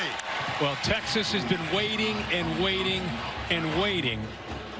And we actually, you know, they get an opportunity to make a big play, and then there's a holding call. Offense. Wow. Andrew Beck. 10-yard penalty from the previous spot. Still first down. They kept a tight end to help in pass protection. They finally get Colin Johnson loose at the bottom of the screen. 47 right there. He's matched up. Gets some issue. Walter Scheid actually gets in there. And because of his effort there, it looked like Beck grabbed a hold of him and pulled him down. Yeah, the yank at the end of the play, huh? And like I said, Colin Johnson has not been able to win a one-on-one battle. That's what this offense is known for, and they finally get him behind A.J. Green, and it's brought back. Massive, massive penalty. Negated a 45-yard gain. Makes it 1st and 20.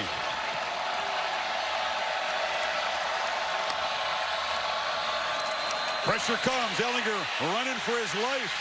and slings it into the bench. They brought the heat and blew up the play. To Cassidy Hubbard there for an update. Chris, the only one-loss Pac-12 team, Washington State, visiting Stanford. Cougars' Blake Mozzie with a 42-yard field goal for the win. Wazoo improves to 7-1, 41-38, the final. Guys? Wazoo keeps rolling. Oregon State, hate to report this, got a road win at Colorado after the Buffaloes led 31-3. Beavers came all the way back for their second win of the season. Went to overtime. Yeah, it's a tough one. Oh, yeah. Pressure again against Ehlinger. Better protection. High throw off the hands of Johnson.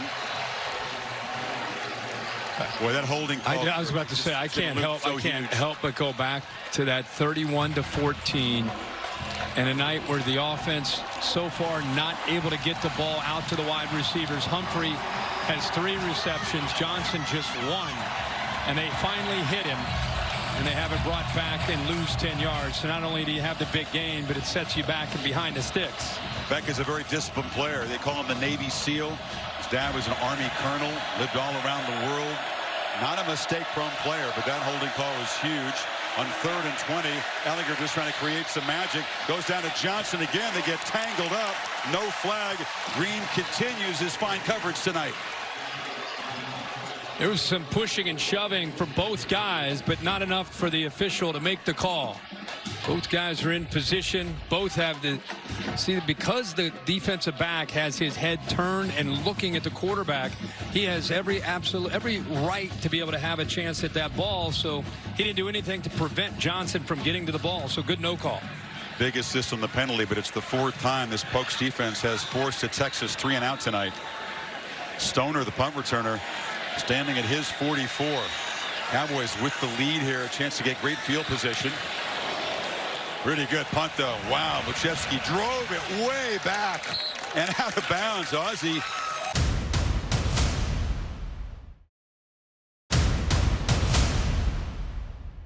In the air. There's a handoff, and Justice Hill with a quick burst for about 7. By the way, Kentucky hosting Georgia. It's got the other game next week in the SEC, but it's a good one. Yeah, you're right. With LSU and Alabama getting a lot of the national headlines, that's a sneaky game, especially Georgia winning, Kentucky winning. They'll be fired up in Lexington for that one. 6-yard gain for Hill on 1st down, and now we'll see if Gundy ratchets the tempo way back, slowing things down, using some clock with the 17-point cushion. Yeah, it's always the challenge to maintain what got you to this 31-14 lead, but also you want to work clock. But a big part of that's been that urgency and tempo. It's play action and a downfield shot. And Wallace running free, leaps, and makes the catch in the red zone. And the monster night for number 2 continues. Safety comes up. Brandon Jones creates this one-on-one. Look at this. Look at the gate by Wallace running away from Chris Boyd. Well-designed play by Mike Gundy and his staff. Took away Brandon Jones, who is back deep with an inside receiver. Made it a one-on-one opportunity, and once again, Cornelius finds his go-to man. Gate. He looked like a guy running at 200 meters, right? He was getting out of the blocks there. 49-yard gain. They're threatening again. Texas shows blitz, and he'll be swarmed and sacked. Anthony Wheeler from his linebacker position, and Hager was in there as well. Hager came in there, and they brought both the inside linebackers, and just one too many to block for that offensive line on the left side. So Todd Orlando, after that big play, says we've got to get after the quarterback. And they sling it over near side. Johnson, and he dives down to the 20. They get the sack yardage almost back. It'll be 3rd down and about 11.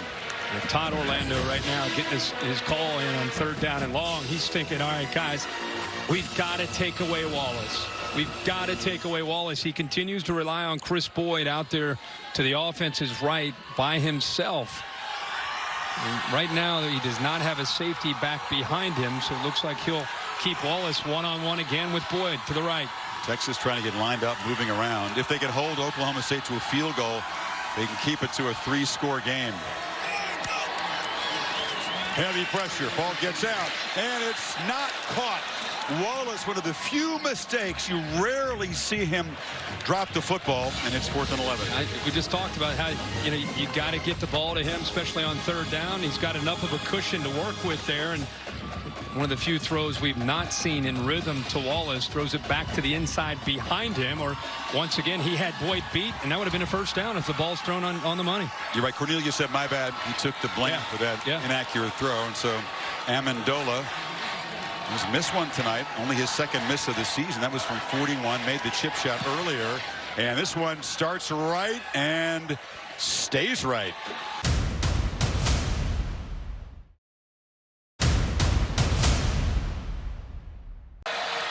So Texas, even more urgency now with every possession. And Ingram gets off to a good start, barreling across the 35. I think anybody who's watched Ingram as a true freshman, you could really envision what he's going to look like the rest of this year and, of course, throughout his career. They've got a good one as a true freshman, and important that they don't just start throwing the ball every play. It was still just under 5 minutes to go here in the 3rd quarter. Ingram off his first career 100-yard game against Baylor 2 weeks ago. They fake it to him, and Ehlinger didn't see the pressure, had to step out of a tackle, and now will scramble and just duck down and try to protect that right shoulder at the 44. Jarrell Owens came around the edge quickly.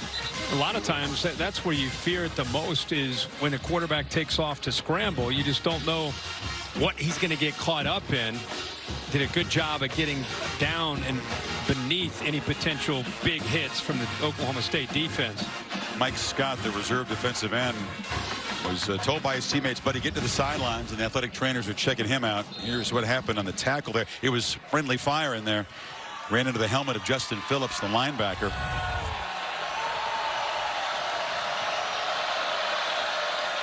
See these wide splits? They're trying to create vertical seams and one-on-one matchups with those. Ingram picks his way and will move the sticks to midfield. When you see in the Big 12 conference, and more in the Big 12 than I think any other conference, receivers in this era of the spread world we live in, you're always going to see big, wide splits. But in the Big 12, it's almost sideline to sideline. And what they're trying to do is create vertical opportunities and one-on-one opportunities. Cowboys shift around just before the snap, but now Ehlinger will check for the sidelines, make his adjustment. Plenty of time on the play clock. And now Oak State shifts again on defense.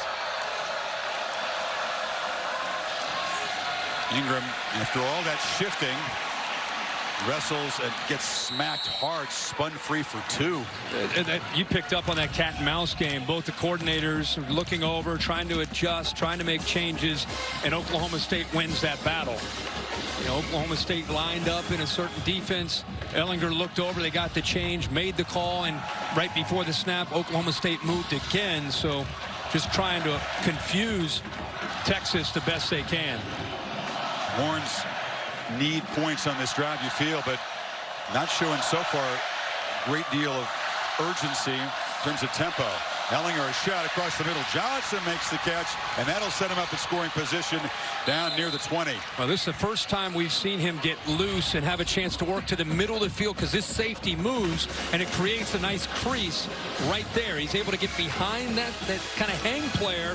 Safety that was on the hash went to the middle of the field, and Ehlinger recognized that and finally gets the ball to the big fella, Colin Johnson. Yeah, finally, they've targeted him 8 times, Kirk. 2 completions to him.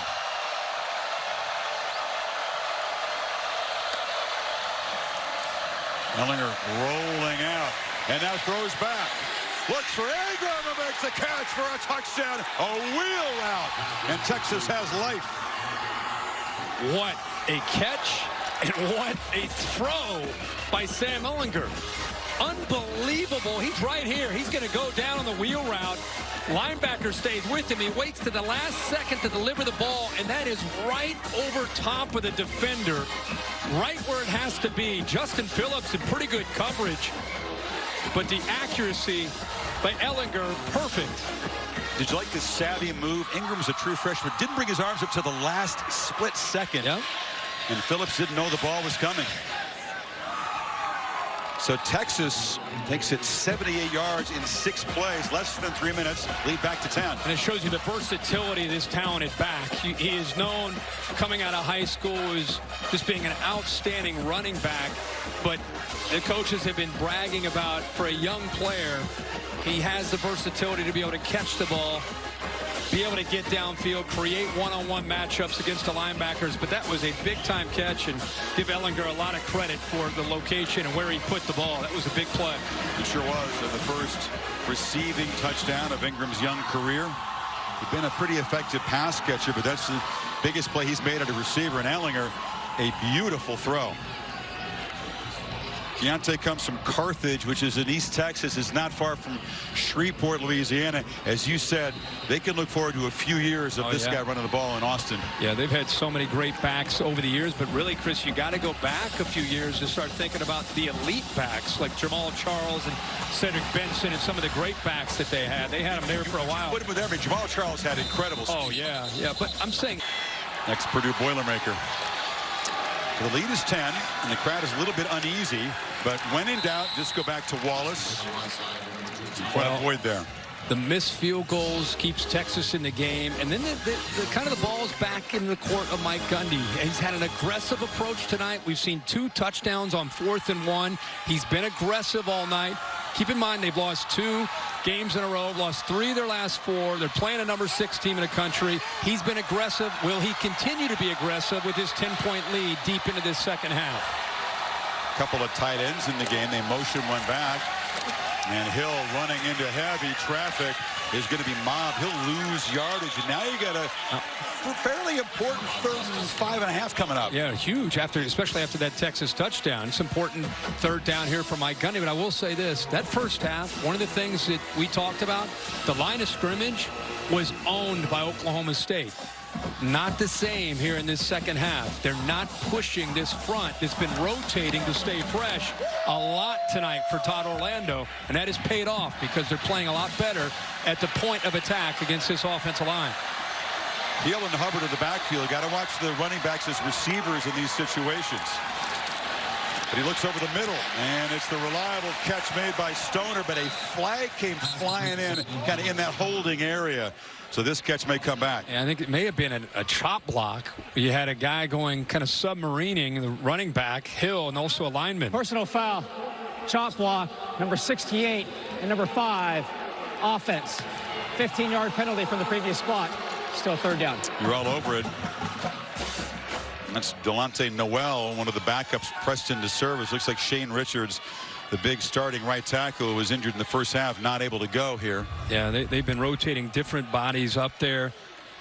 Right now, you see right there on the right side, Hill goes down low. Noel hits him high, and the officials all over that. The umpire saw that and threw it. Now it's Oklahoma State's turn to have a big play nullified by a penalty. That's a big play because it would have given him a 1st down, and now it's 3rd and 20, final minute of the quarter. Texas brings pressure. Cornelius works free, dumps it down, but way too much work to be done on that 3rd and long by Justice Hill, and B.J. Foster smacked him. That is a big-time stop after the touchdown pass by Ehlinger, and there's some energy over there on the Texas sideline for the first time we've seen really all night. They get a touchdown, they get a stop, and then when you're down 17, you get it to 10, that's what you need to do, and the Horns will get the ball back. Texas is going to have to reverse a trend if they're going to come from behind and win on the road and avoid the upset. As Signer boots it very high and pretty short, and Jones comes up, makes a sliding fair catch. Texas has been a poor 4th quarter team.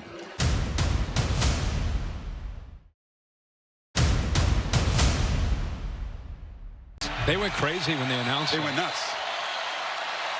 Ingram, or excuse me, that's Daniel Young who's getting some touches here. The 3rd Texas tailback, big physical guy, 255-pounder. So a methodical start to the drive. Again, they're not going away from just making Oklahoma State aware of that. Remember, Beck is due, 47, who's lined up just to the top, just to the left of the left tackle, Anderson. He gets matched up, and he can win in the middle. Ehlinger surveying downfield, has some room if he wants to scramble, asks for a block and gets it. He's hit hard in the left shoulder. and knocked to the ground by Phillips, but it's a first down. And Phillips hit him hard. He was coming in. He saw it the whole way. By the way, really good job here by Ehlinger of showing this toughness, this grit that makes him who he is. He knows he's going to get hit. But it is the left shoulder from Phillips that comes in right there, full speed. But you see the yellow line. He's beyond the first down marker. He also got whacked in the helmet. That was helmet to helmet from Phillips. Not called, and the replay doesn't buzz down to look at it. And now Texas has a flinch, and it's another false start. That was that back in the backfield? False start. Number 77. Offense. 5-yard penalty. Still first down. It's Patrick Vahey, the left guard. Something said this guy's not going to play cautiously. You didn't figure he would, Kirk, even with that right shoulder, and he has not tonight. Again, he told you, and if you've watched him play, that's what makes him who he is. It's just in his DNA. He doesn't know any other way. To the right, easy pitch and catch. Johnson cannot escape Green's clutches. Short game. I think that's what people really appreciate and respect about Ehlinger is how he approaches his job. And I think you look at Texas this year, a big part of the reason that they are who they are is his approach, his toughness, and the way he leads his team and the way he plays. His players fall in behind of that blue-collar approach. Has extended his school record. No picks since the last play of that opening loss to Maryland. Approaching 200 consecutive attempts. Watson motioned all the way out to the left, and now they throw it back to Johnson. Did he make the catch? Now they fight for it. Incomplete, but a flag comes in. It was Green again defending. Well, Green that time did not have his head turned around. So many times tonight he's had his head turned around, and when you have your head turned around, you have equal rights to the football. This time he did not get his head turned around and made that contact, and that's what brought the flag. Pass interference. Number 4. Defense. Spot foul, automatic, first down. And we talked about, watch 4. Watch how his head, this time Johnson starts to work downfield, and really not to the last second he gets his head turned around. The hat cam, you saw the flag. You saw the flag come in. Man was wearing the camera who threw the flag. We love it. Double duty, multitasking for us there. Ball moved to the 32. 5th penalty on the Cowboys. Ehlinger batted down the line, rejected to a guy Walterscheid again. They fake a handoff on 2nd and 10. Here comes the slant inside. Duvernay wrestles and will move the sticks. First down at the 21. I love where he put this football upfield just a little bit to Duvernay, so his momentum after he catches it is going downfield to give him a chance after the catch to pick up the first down. That was intentional where he put that, and it was perfect. If he throws that a foot to the right, he has to wait on the ball, and he doesn't pick up the first down.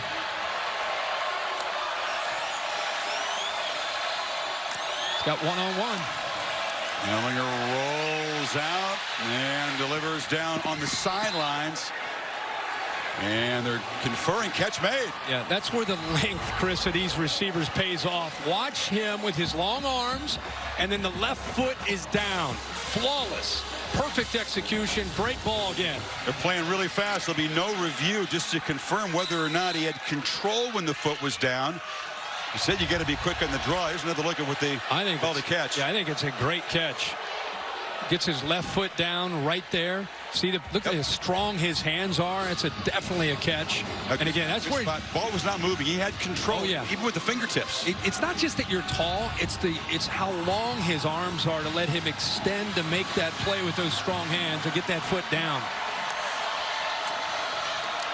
Ehlinger rolls, pop pass, touchdown. Back.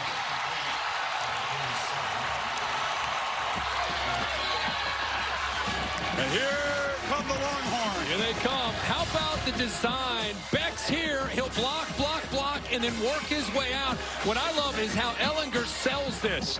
I'm going to run. You know, I'm a power runner. Nobody picks up Beck. Slips out where that scrum was. The last second, Bundin sees it, but there's no way he's going to get back there to stop that from being another touchdown for the Horns. Important PAT as Dicker cuts it to 3.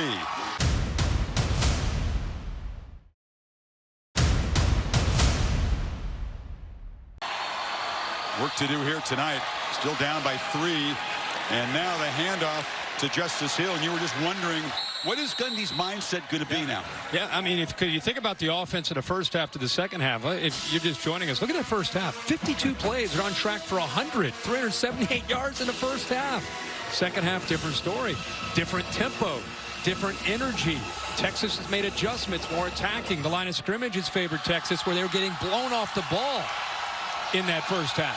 A couple of tight ends in the game. They got 4 on that first down carry.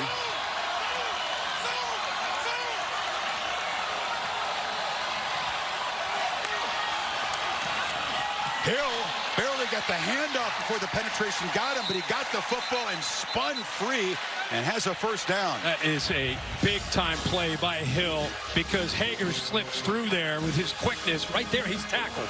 But the spin move at low center of gravity, and he anticipated Hager. He saw Hager out of the corner of his eye, which allowed him, before he even got the ball, to be prepared to spin away from that contact. So instead of 3rd and 6 or 7, it's 3rd and about a yard. I thought he would be spotted with first 10 yards. He had moved it back, so it's 3rd and about a half a yard. He's got it again. And even with a push from the quarterback in the offensive line, he's not going to make it. Texas defense rises up. Needed a half yard, didn't get it. Well, we've seen in these short yardage situations, Oklahoma State almost running into a brick wall. It's because Texas getting off the ball faster, getting lower. Hager right involved in that, and entire defensive front linebackers shooting into those gaps. Are they really booing the decision to punt here? I don't know what at the 34-yard line, up 3. Remember the trickery last time? They ran the 2 up men up and shuffled some guys sideways in the line of scrimmage and drew the offside. Texas has forced back-to-back 3-and-outs, and now Brandon Jones back to receive the punt, which is a good one. He's going to drive Jones way back inside the 10 and has to scramble around just to avoid a safety, and is stopped up at the 2-yard line.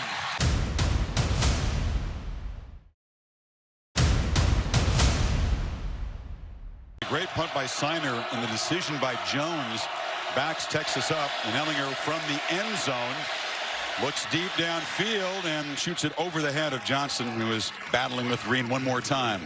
One of the things our cameras, when you and I are at breaks, our cameras are working, and Sam Ehlinger has a look on his face like he's like a kid in a candy store. He's one of those guys who just loves to compete. And even when they were trailing, he had a vibe about him that looks like his team believes in him. And see if he can do it another time. This time much more challenging, pinned inside his own 5. Handoff. Young. Not much. It'll be 3rd down and long. He is, of course, the ultimate Texas Longhorn. When he committed to Texas, they used the baby photo of him shooting the hook 'em horns, and it was like an infant. That's like high school in Austin. Extremely popular and prominent family in the community. Most of you know Sam's commitment to this program, battling through an injury tonight. Up against it now, though. All those Pokes paddles banging on the wall, making it loud. They need 9.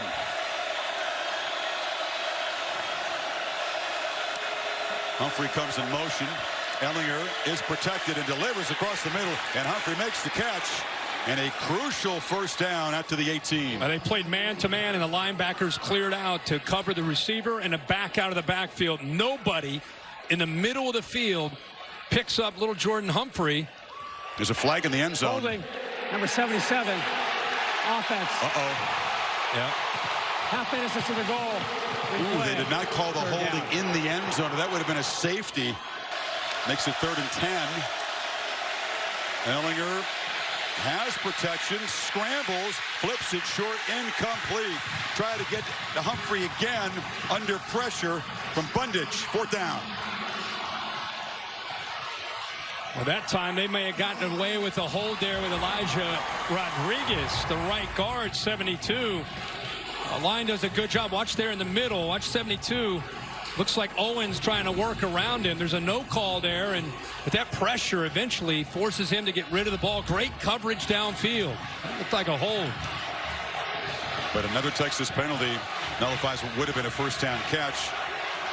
Fortunate not to be a safety, and the punter, Chevsky, had to be careful not to let his heel hit the end line. Stoner at the 45.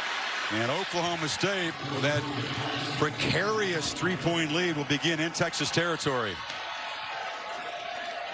11 yards on the return, 43 on the punt. How big of a punt was that by Oklahoma State to pin Texas deep, and how big of a mistake was that by the return by Brandon Jones? Pacific Life game summary. Ellinger, who came to Texas with all the hype. Cornelius, who came as a walk-on, had no other FBS offers. It was kind of tiny schools, but he has stepped up and played huge. Can the Pokes offense now add to the lead, set up at the 35? Pump fake, and Cornelius rolling around, has room to run. Now it closes down quickly. Serious closing speed from the speedy track star Gary Johnson. All that space went away in a hurry. Yeah, it went away. I thought he was just going to take off and take 5 yards. There's nobody out in the right flat. Just go. Go. He's waiting and waiting to find a receiver, which gives Gary Johnson, as you said, a speedster at linebacker, enough time to come up there. He won the Alabama State 100-meter without using starting blocks. Yeah. Every other dude is in starting blocks. This guy didn't know how to use them. He was just a raw speed guy. I'd rather run it wins the state title. Like it's a 40. And that's unheard of. Natural speed. Got to play. Cornelius taking his shot. It's a battle on the edge. Incomplete. Wallace that time couldn't get around Boyd to get to the football. Cornelius knew that Hager had jumped, so it's just one-on-one. What the heck? Throw it up there. 34. Defense. 5-yard penalty from the previous spot. Still second down. Texas, though, offside on the play. Wallace, 10 catches, 222 yards tonight on 16 targets. 10 catches tonight. He had 7 all of last season.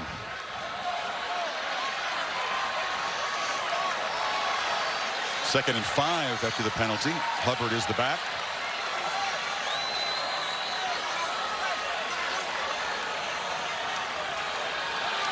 Texas brings pressure at the snap. Hubbard has a gap. In the clear, and the Canadian banging down to the 15. It's a first down. We just talked about Gary Johnson and how fast he is. They bring him on the blitz. The other linebacker, Wheeler, gets caught up with the offensive lineman doing a good job, Marcus Keys. And all of a sudden, you get a back like Hubbard with that kind of acceleration, he's going to pick up huge yards. Crucial red zone series. Can the Pokes stretch it back to a double-digit lead? Can Texas force a field goal attempt? Remember, Amendola's missed 2 tonight. They've kicked a lot of field goals in the red zone this season, Cowboys have. This is a big moment. Quarterback work. Cornelius bashes down to the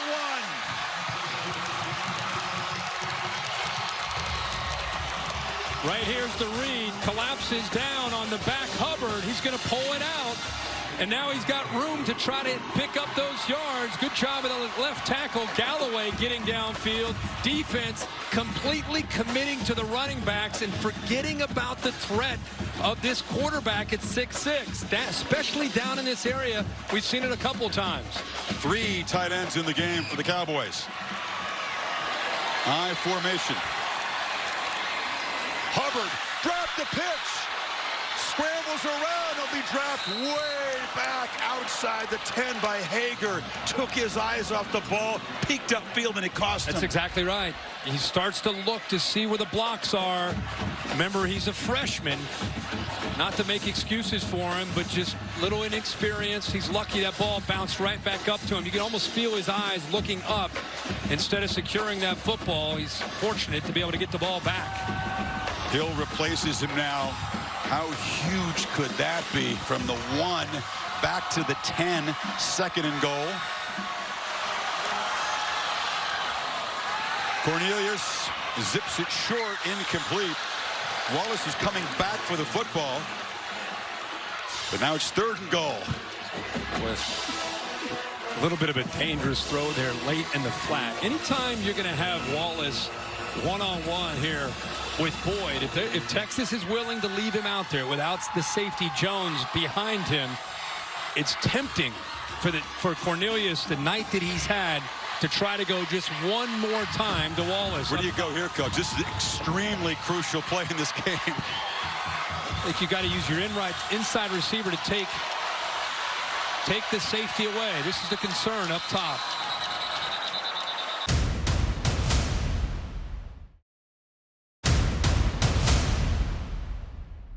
You've got Stoner right here, and of course Wallace all the way up on near the sideline. 4 receivers. Hill is the back. Can the Cowboys get it back to double digits on this play?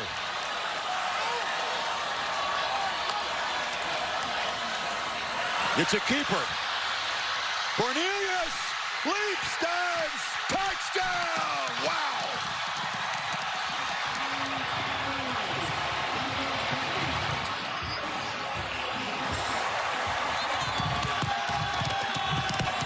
Let's check it again. Ball get over the goal line inside the pylon. All about the location of where that football is.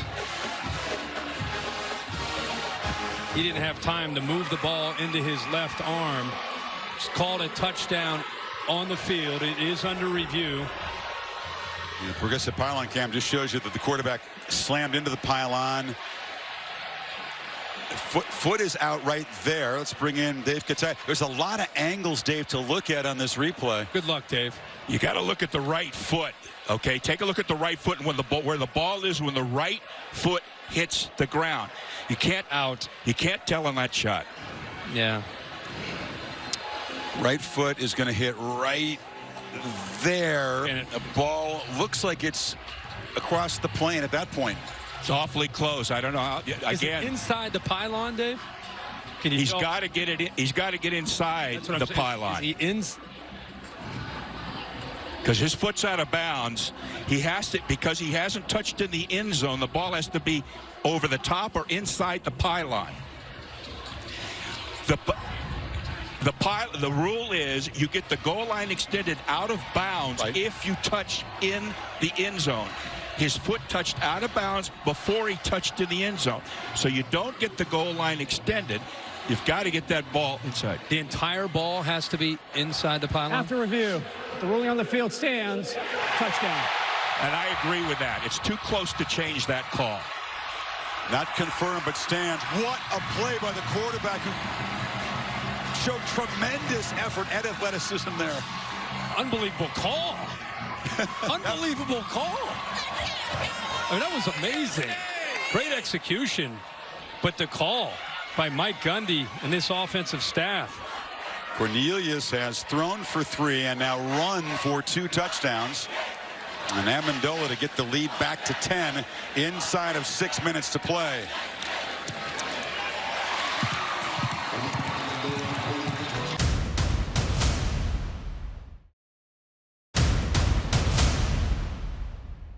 Texas backed up, 3 and out. And Oklahoma State the short field. And now 5:44 before the end of this game on the Ford wrap-up show with Cassidy Hubbard. Will she be talking about an Oklahoma State patented home field upset or a Texas comeback? You got to have urgency now, down a couple scores. Well, they've been able to score 2 of their last 3 drives fairly quickly. You look obviously for Humphrey and for Johnson to make the big plays, the chunk plays downfield that Texas would seem to need right now. But combined, they have 7 catches. And if you told Jim Knowles, the coordinator, and Gundy, we'll hold them to 7, they would like their chances tonight. Ellinger right away sees the twist, makes the quick decision to escape and get 6. Opened up there in the middle, takes those yards, and he's looking, gazes into that defense, looking for those matchups that give him his best chance. He's got a running back now, so he's an empty ball be coming out pretty quickly here. He's got a back, Ingram at the bottom. Johnson slot right. We go to the left side, and the catch is made for a first down by Beck. Clock will stop briefly. Oklahoma State entire mission at this point with a 10-point lead, 5 minutes to go. You can't give up an explosive. Nothing can get behind this defense. They're trying to keep everything in front of them. Ehlinger again dumps it down, and it's Ingram. They'll give up plays like that, won't they? Yeah, you give up plays in front of you. You rally to the ball. You keep the clock moving. You just cannot make any miscues or can't miss in coverage, or you can't miss tackles. Ehlinger has a lot of time. Now will try to escape and roll out. Delivers downfield, and the catch is made. Johnson comes back for the football in Oklahoma State territory. I like that you said coming back, but watch him out to the right. Watch how far he is downfield. And he sees it. Now it's backyard football. He adjusts back. He sees his quarterback in trouble. Pretty good effort there by Ehlinger again, just to get that ball off. He didn't just come back. He sprinted back. Sure did. To make it a shorter throw. Ehlinger has to step up and delivers across the middle. Texas is picking away methodically at the center of that defense. That was Johnson again. Tried to catch Oklahoma State napping. They slid their running back Trey Watson down in the flat and then down the sideline on a wheel route, hoping that they would maybe be able to sneak him by, but Oklahoma State took that away.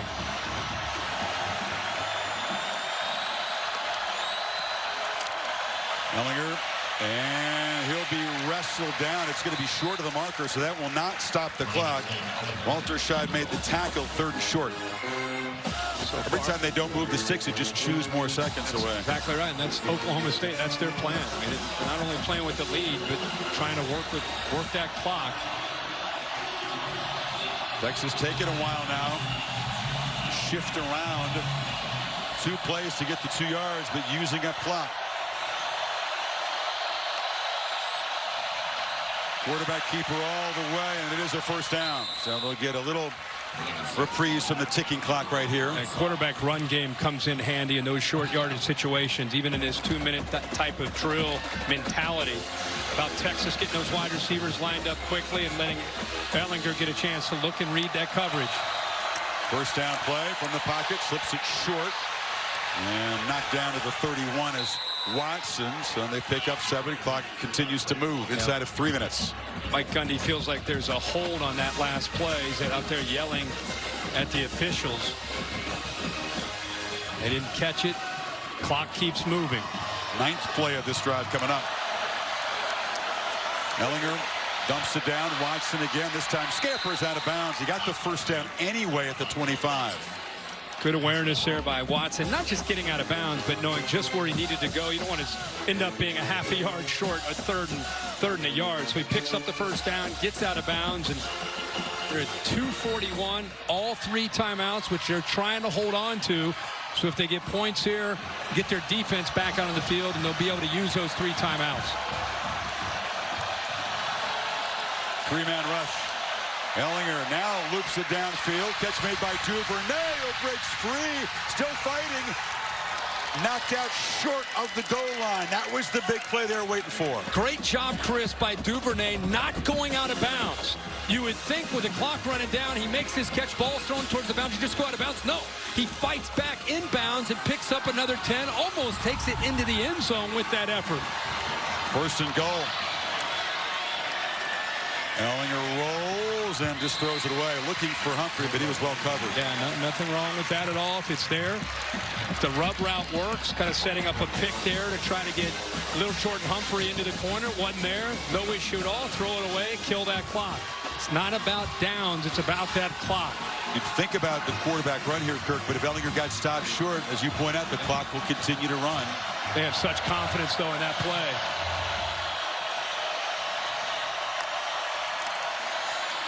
Watson not going to get there.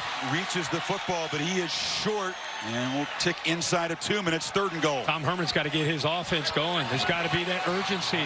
You got to get going here if you're going to try to hold on to those 3 timeouts.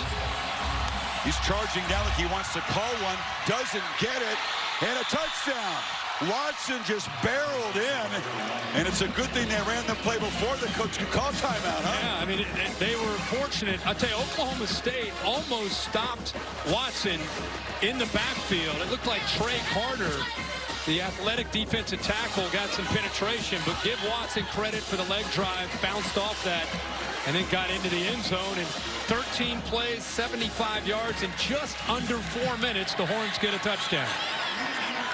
Important PHC, and Dicker makes it to take the lead back to 3.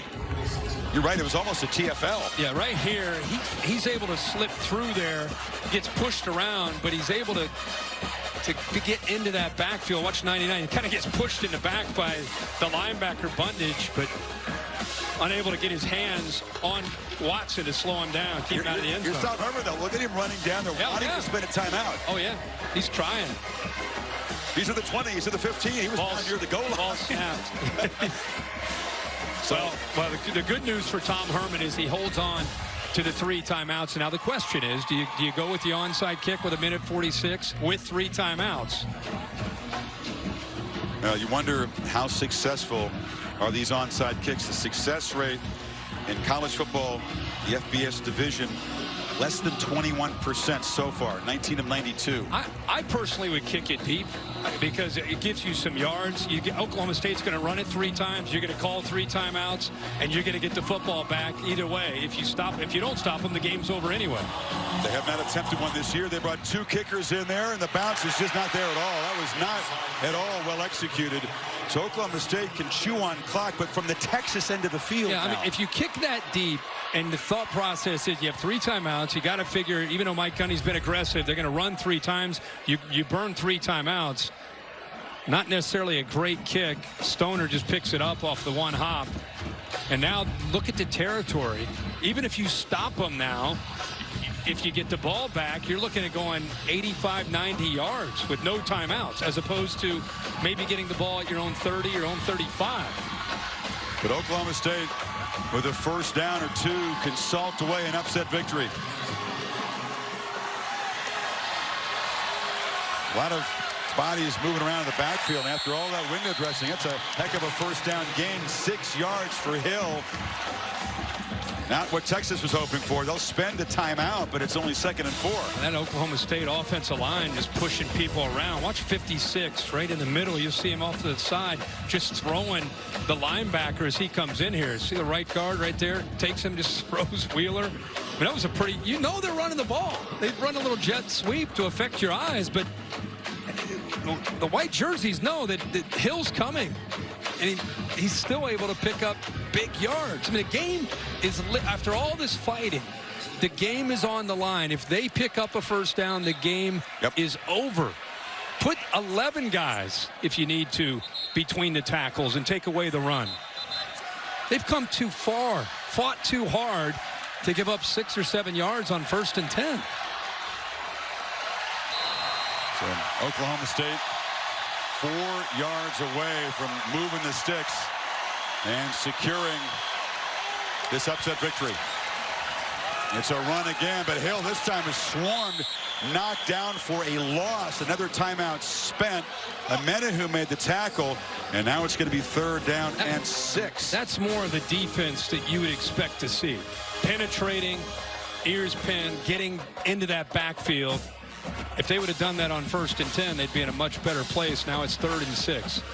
Todd Orlando, the defensive coordinator for Texas, he told me, this Big 12, the defenses get criticized. It's about running to the football, tackling in space. We've seen some problems, but it's also like an NBA game.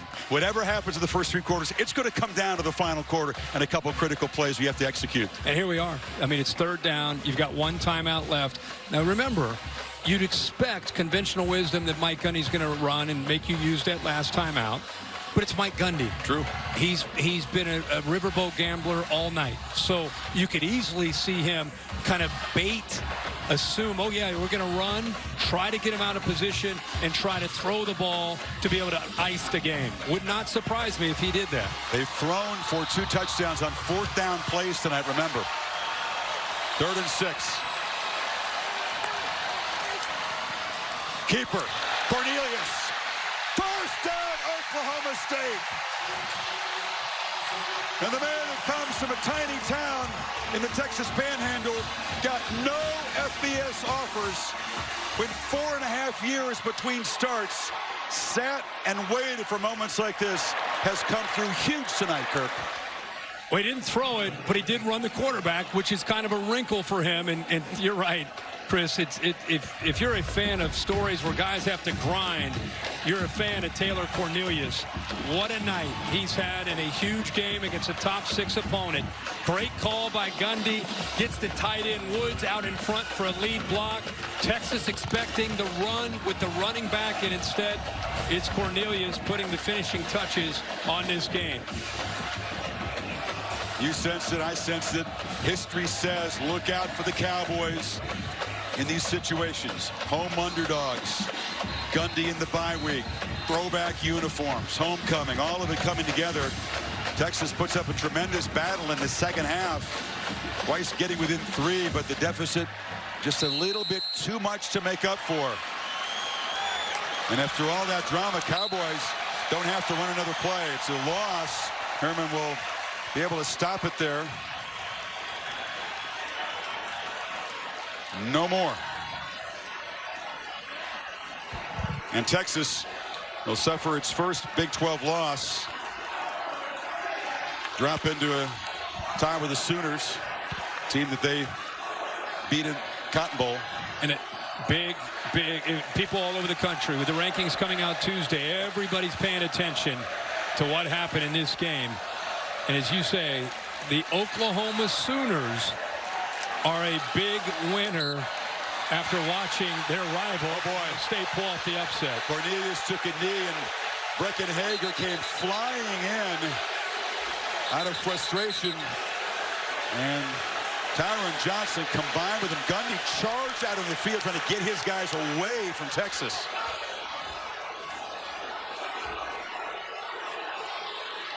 I'll tell you what, Herman is absolutely hopping mad. Another flag has been thrown. The coaches both out there getting into it. Wow.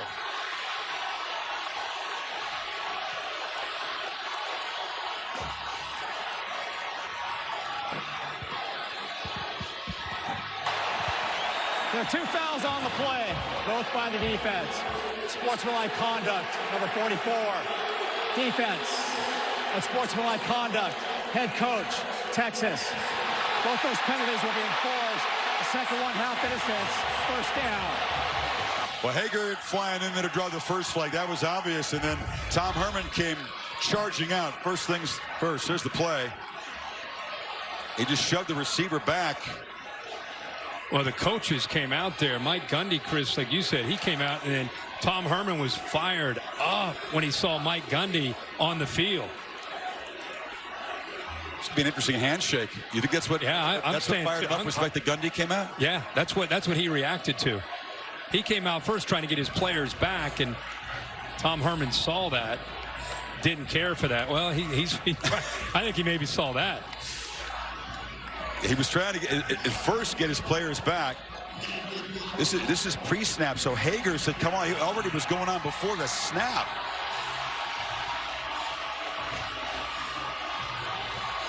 The yardage is really immaterial. They march it down into the 20-yard line. That was almost a predetermined thing there by Hager. He was telling the Oklahoma State player, "Look out! I want that guy. I want a piece of that guy." You know, he got a piece, but it cost him a frustration penalty for sure. Yeah, I think of course, you got to get a runoff because of the penalties in the final minute. We'll keep an eye and see how Gundy and Herman greet each other after this game. One more kneel down for the Cowboys. And this time, no drama. Oklahoma State on homecoming. Going to get their second conference win. Going to upset Texas, who loses for the conference in the first time.